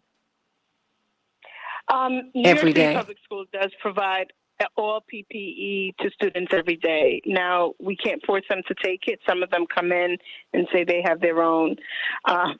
But I was listening to Dr. Knighton, and I remember a student of mine came in, and she had already spoken about wearing masks. And I said to the students, I said, well, you guys are not supposed to wear the mask, more than a day. Because I was looking at some of them and they were so dirty. And I had the box on my desk and I said, you guys can take one from here, but get rid of those because, maybe your hands touched them. And they looked at me like, really? I said, yeah, just take one because I can't look at it. I have a problem with looking at it because I'm so OCD. But I was, in listening to everything that you guys are saying, you mentioned before about whether or not parents are supportive. We had parents who went to court to have teachers back in the classrooms, right? So New York City Public Schools allowed for teachers to be home on medical accommodations. We had so many parents who felt that we were derelict in our duties. Basically, one parent, and I'm quoting her, those were her exact words, in a parent association meeting, and I sat there and I listened to her, and she said, because of us as teachers, her child is suffering at home. And I listened to her, talk about how bad this whole situation was, and, it's because of teachers, and she's blaming the teachers. And then I asked to speak, and I let her know, my son had COVID, and he suffered. Really suffered, and I still hear it when I'm talking to him, the shortness of breath. Sometimes he can't catch his breath. And I said to her, as a mother who's also a cancer survivor, it bothers me that you would even turn around and say that it is wrong for a teacher or any human being to try to protect themselves, right? We are teaching your children from home. But you want us to be in the classroom at the height of a pandemic that we don't even understand as yet, right? That same parent last week in a meeting turned around and said her son can't wear a mask for so many hours when we come back to school in September. And I told her, I said, well, as the chapter leader in the building, whether the mayor forces the students to wear masks the entire day or not, I am going to ensure that none of my colleagues have to be in a classroom with a kid who is not going to keep their masks on. We've requested from the Board of Ed that they mandate that students wear their masks at all times. Last year, what they did was they said if a student came into the school and refused, they had to go on remote. We no longer have a remote option in New York City. So what happens with that student, because technically we can't send them home, that becomes educational neglect. Well, but hold that thought. Hold it right there, because that's why having an amendment to the Constitution guaranteeing equal access to equal high quality education. You and I have had this discussion before, Dr. Reeves. That's why it's so important, because it's a hopscotch. It is a hodgepodge, of laws and regulations and ideas that pull together this education system, and it's unequal. Because I've seen kids who go to these affluent, and all private schools, don't talk to me about a private school. Prep schools are on a whole different level, and we all know this. Prep schools that cost tens of 50, 60, 70, $100,000 a year. And yes, some parents are paying that much for their children before they get to college per year. Those schools are on a whole different level. They transitioned readily. Even kids who were in boarding school, they transitioned readily into a new way of learning, a new way of attending school. And they're going right into the top schools in the country and all around the world. Something is real off here. And we're sending our kids and the workers, these frontline workers, they're frontline because we couldn't get them off the line. And a lot of these parents, they got to go back to work. They don't want to leave their kids at home. A lot of these parents really now see how essential teachers are because now they're seeing their children for the first time. For the first time. My child wouldn't. Now you see your child does it all the time. So you know what? I got about literally a minute for everybody, not even a minute for everybody. And we're going to continue this conversation because this is a big conversation to have, Dr. Deborah Holden. Less than a minute before we get out. Your thoughts? Well, the opportunity is here. I think we learned the hard way about what a rush to reopening and a rush to re-engagement can bring. The fact that I know some places are better prepared and even the places that are better resourced still need additional insights. I love this idea of we should be doing simulations. Like the ways that this virus is spreading, and people don't realize this new Delta strain, many of the other variants, but Delta specifically and Delta Plus has so many more receptors to bind to. It hangs out in your nose and in your mouth a lot longer. The likelihood of you breathing it in and breathing it out, even if it's not replicating in your own body, is just greater because it just has more staying power in your nose and in your mouth. We need more. And this is not a secret. So to just say we're just going to focus on getting the economy stimulated and getting kids back in school, I think is a mistake. It's the short game, and there's going to be a long-term price that we have to pay. So it's not too late. We can roll up our sleeves, do the work, put in those policy layers of protection, add in that additional training and work that needs to be done, and simultaneously be dealing with the tremendous both educational and occupational inequity that predated COVID that now is creating more problems for us and adding more weight and burden to mitigating this pandemic and the impact of it. Okay, everybody, I have a tight, not even 30 seconds, 20 seconds for you. What do you need us to know, Dr. Knighton? 20 seconds.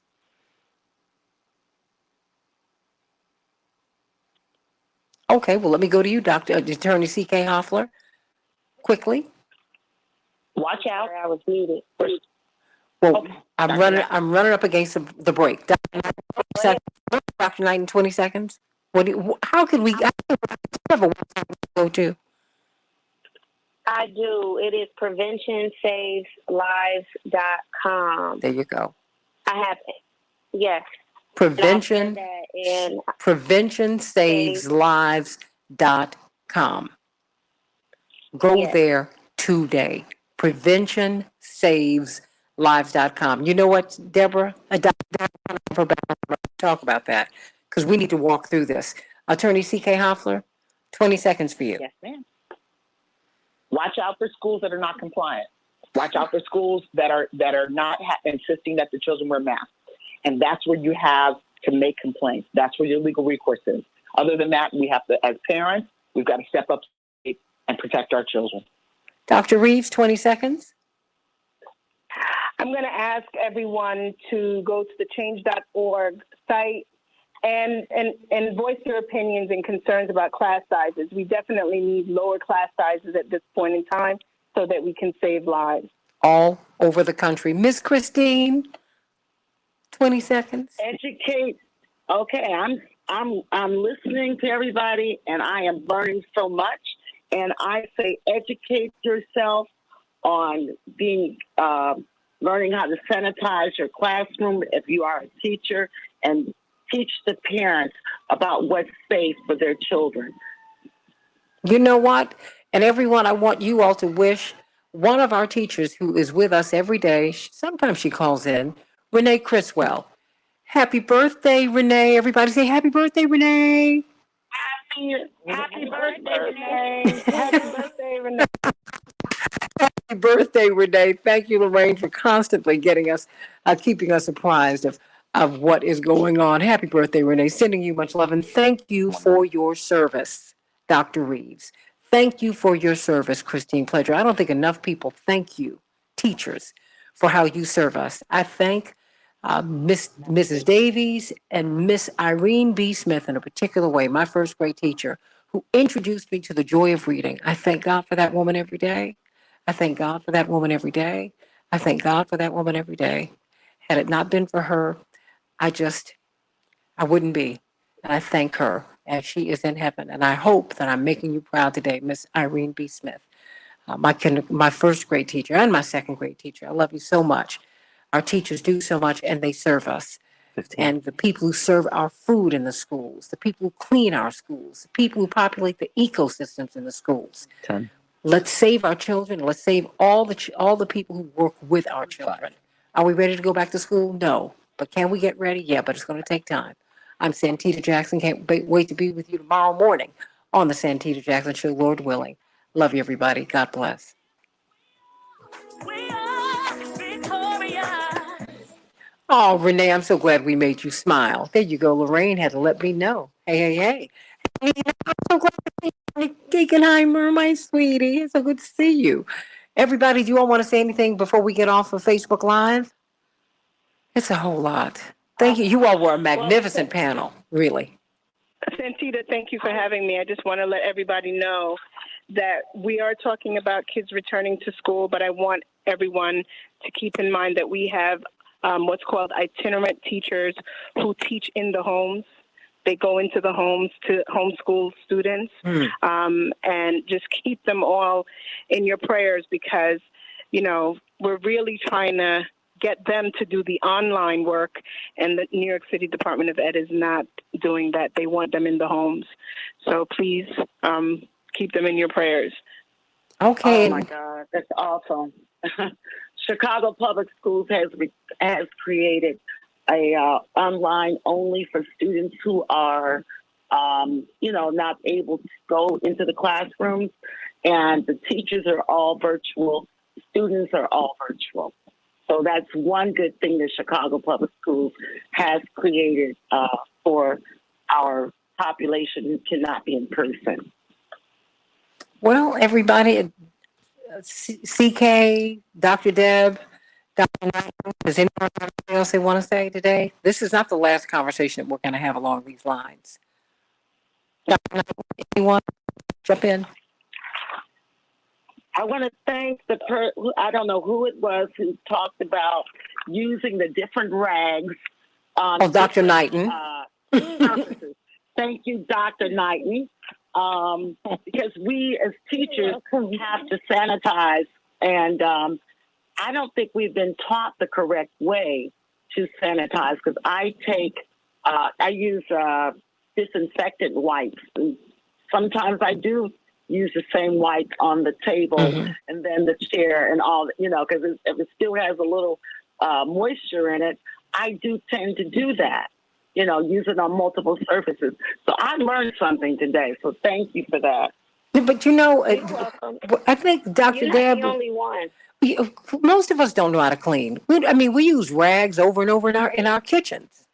And, maybe because my great grandmother would have been about 130 years old. God bless her, had she lived. Longer, maybe about 120. And, I think about how our old folks used to clean because they were so clean. And they were, my grandmother Gertrude was constantly cleaning, bleaching, all of that. And they did not use the same rags on different surfaces. So, but are people being trained on how to clean a room and even how to clean the bathroom? I mean, think about that.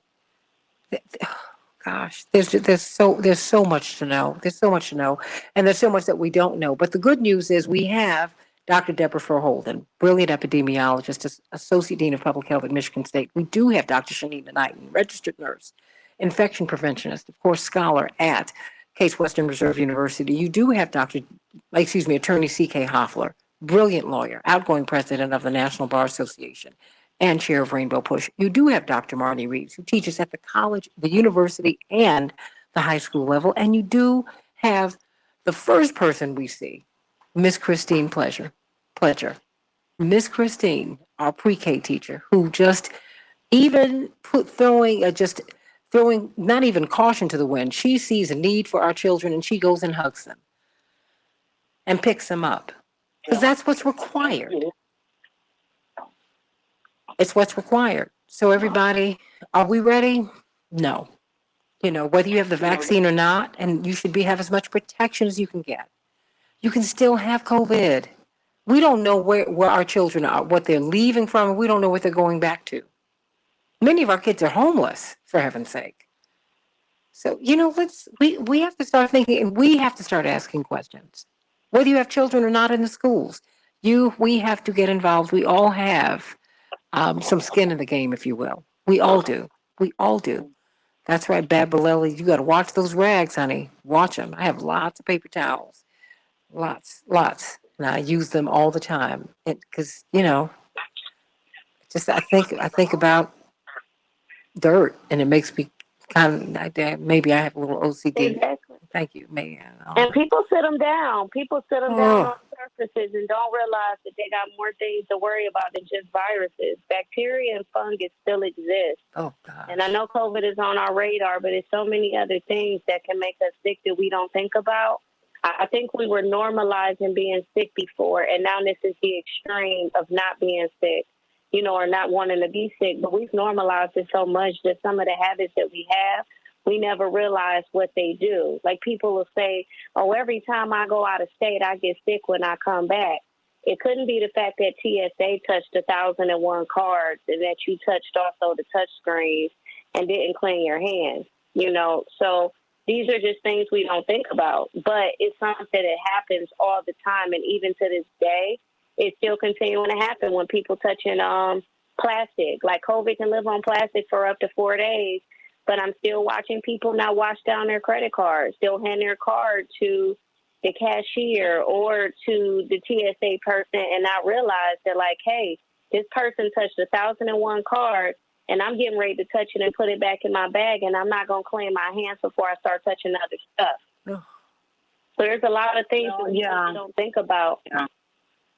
Yeah, that's. Can I just say right there, I feel like I violated 500 things.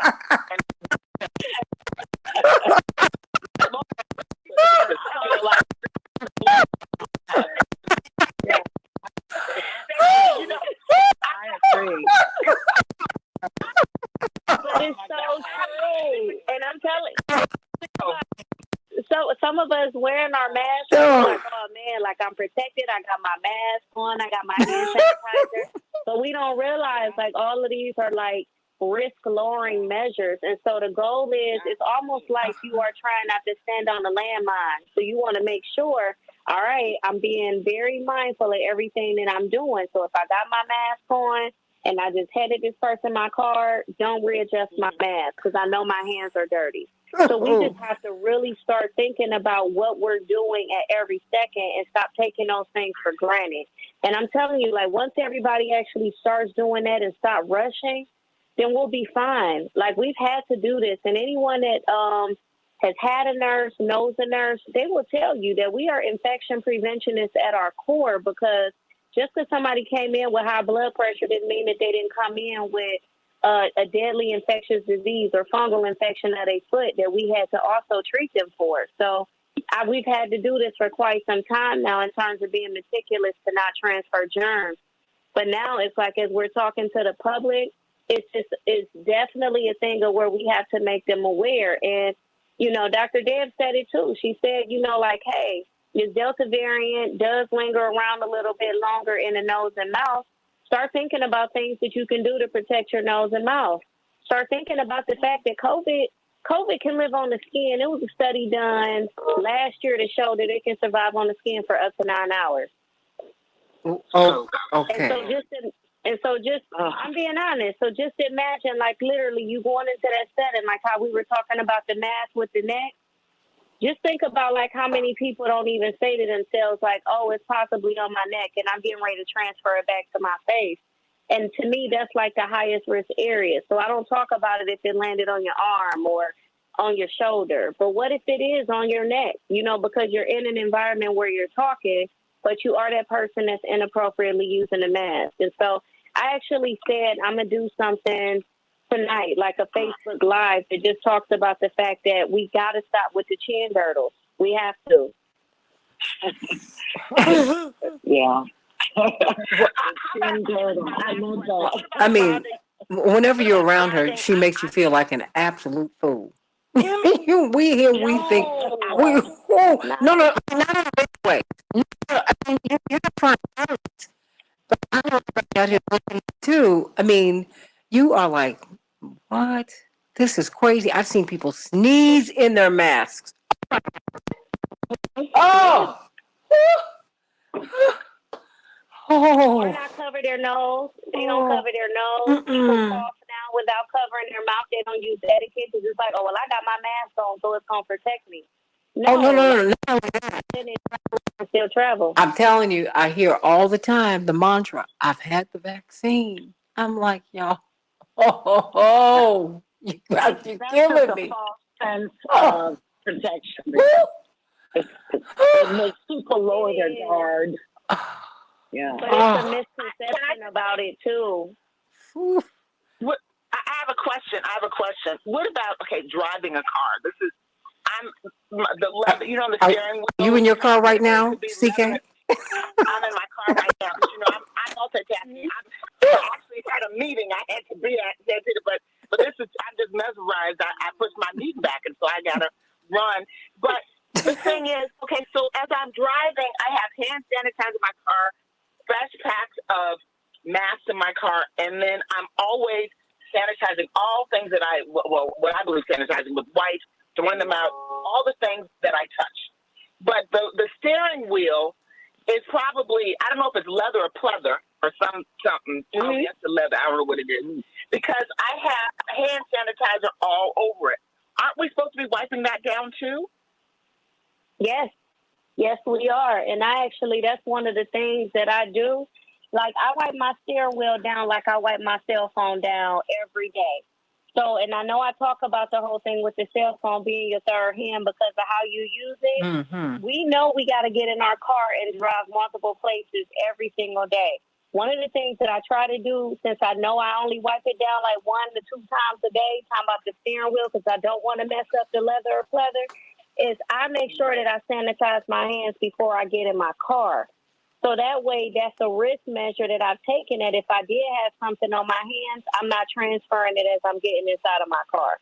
So that is one of the things I do before I touch my steering wheel. And when you get your car parked, like when I open the car door, I'm wiping off, and I tell people, look, no offense, I know you're great and everything, but I'm busy wiping behind them. Then they touch it again. I got to wipe behind them. They go get the car. You got to something else. Sanitize your whole car and have the windows and everything. And the you windows all, down. That's the biggest thing. Make sure that they put your windows down. So before you get into the car, ask them to put your windows down before you get in. That at least will help to create the air exchange, that if there was any droplets that was suspended in the car from valet service, it'll at least decrease the concentration of them in the air. well, I'm sitting up here holding my spray bottle of isopropyl alcohol, which I carry with me now. I love you. I love you, bottle. I love you. Well, I'm spraying right now my little Lysol thing, which, by the way, catches people in the face. Oh, it's terrible. But, you know, Santita, when we were traveling recently, in honor of your father, on the plane, I sprayed about two people in the face.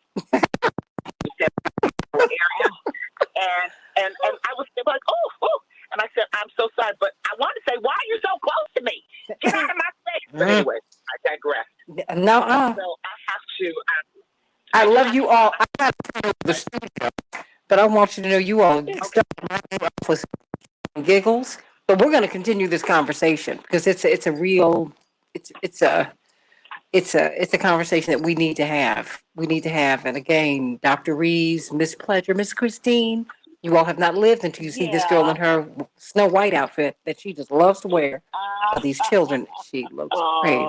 She looks crazy, but that's all right. I keep on saying, what about public service announcements? You know, we could record a public service announcement on Zoom.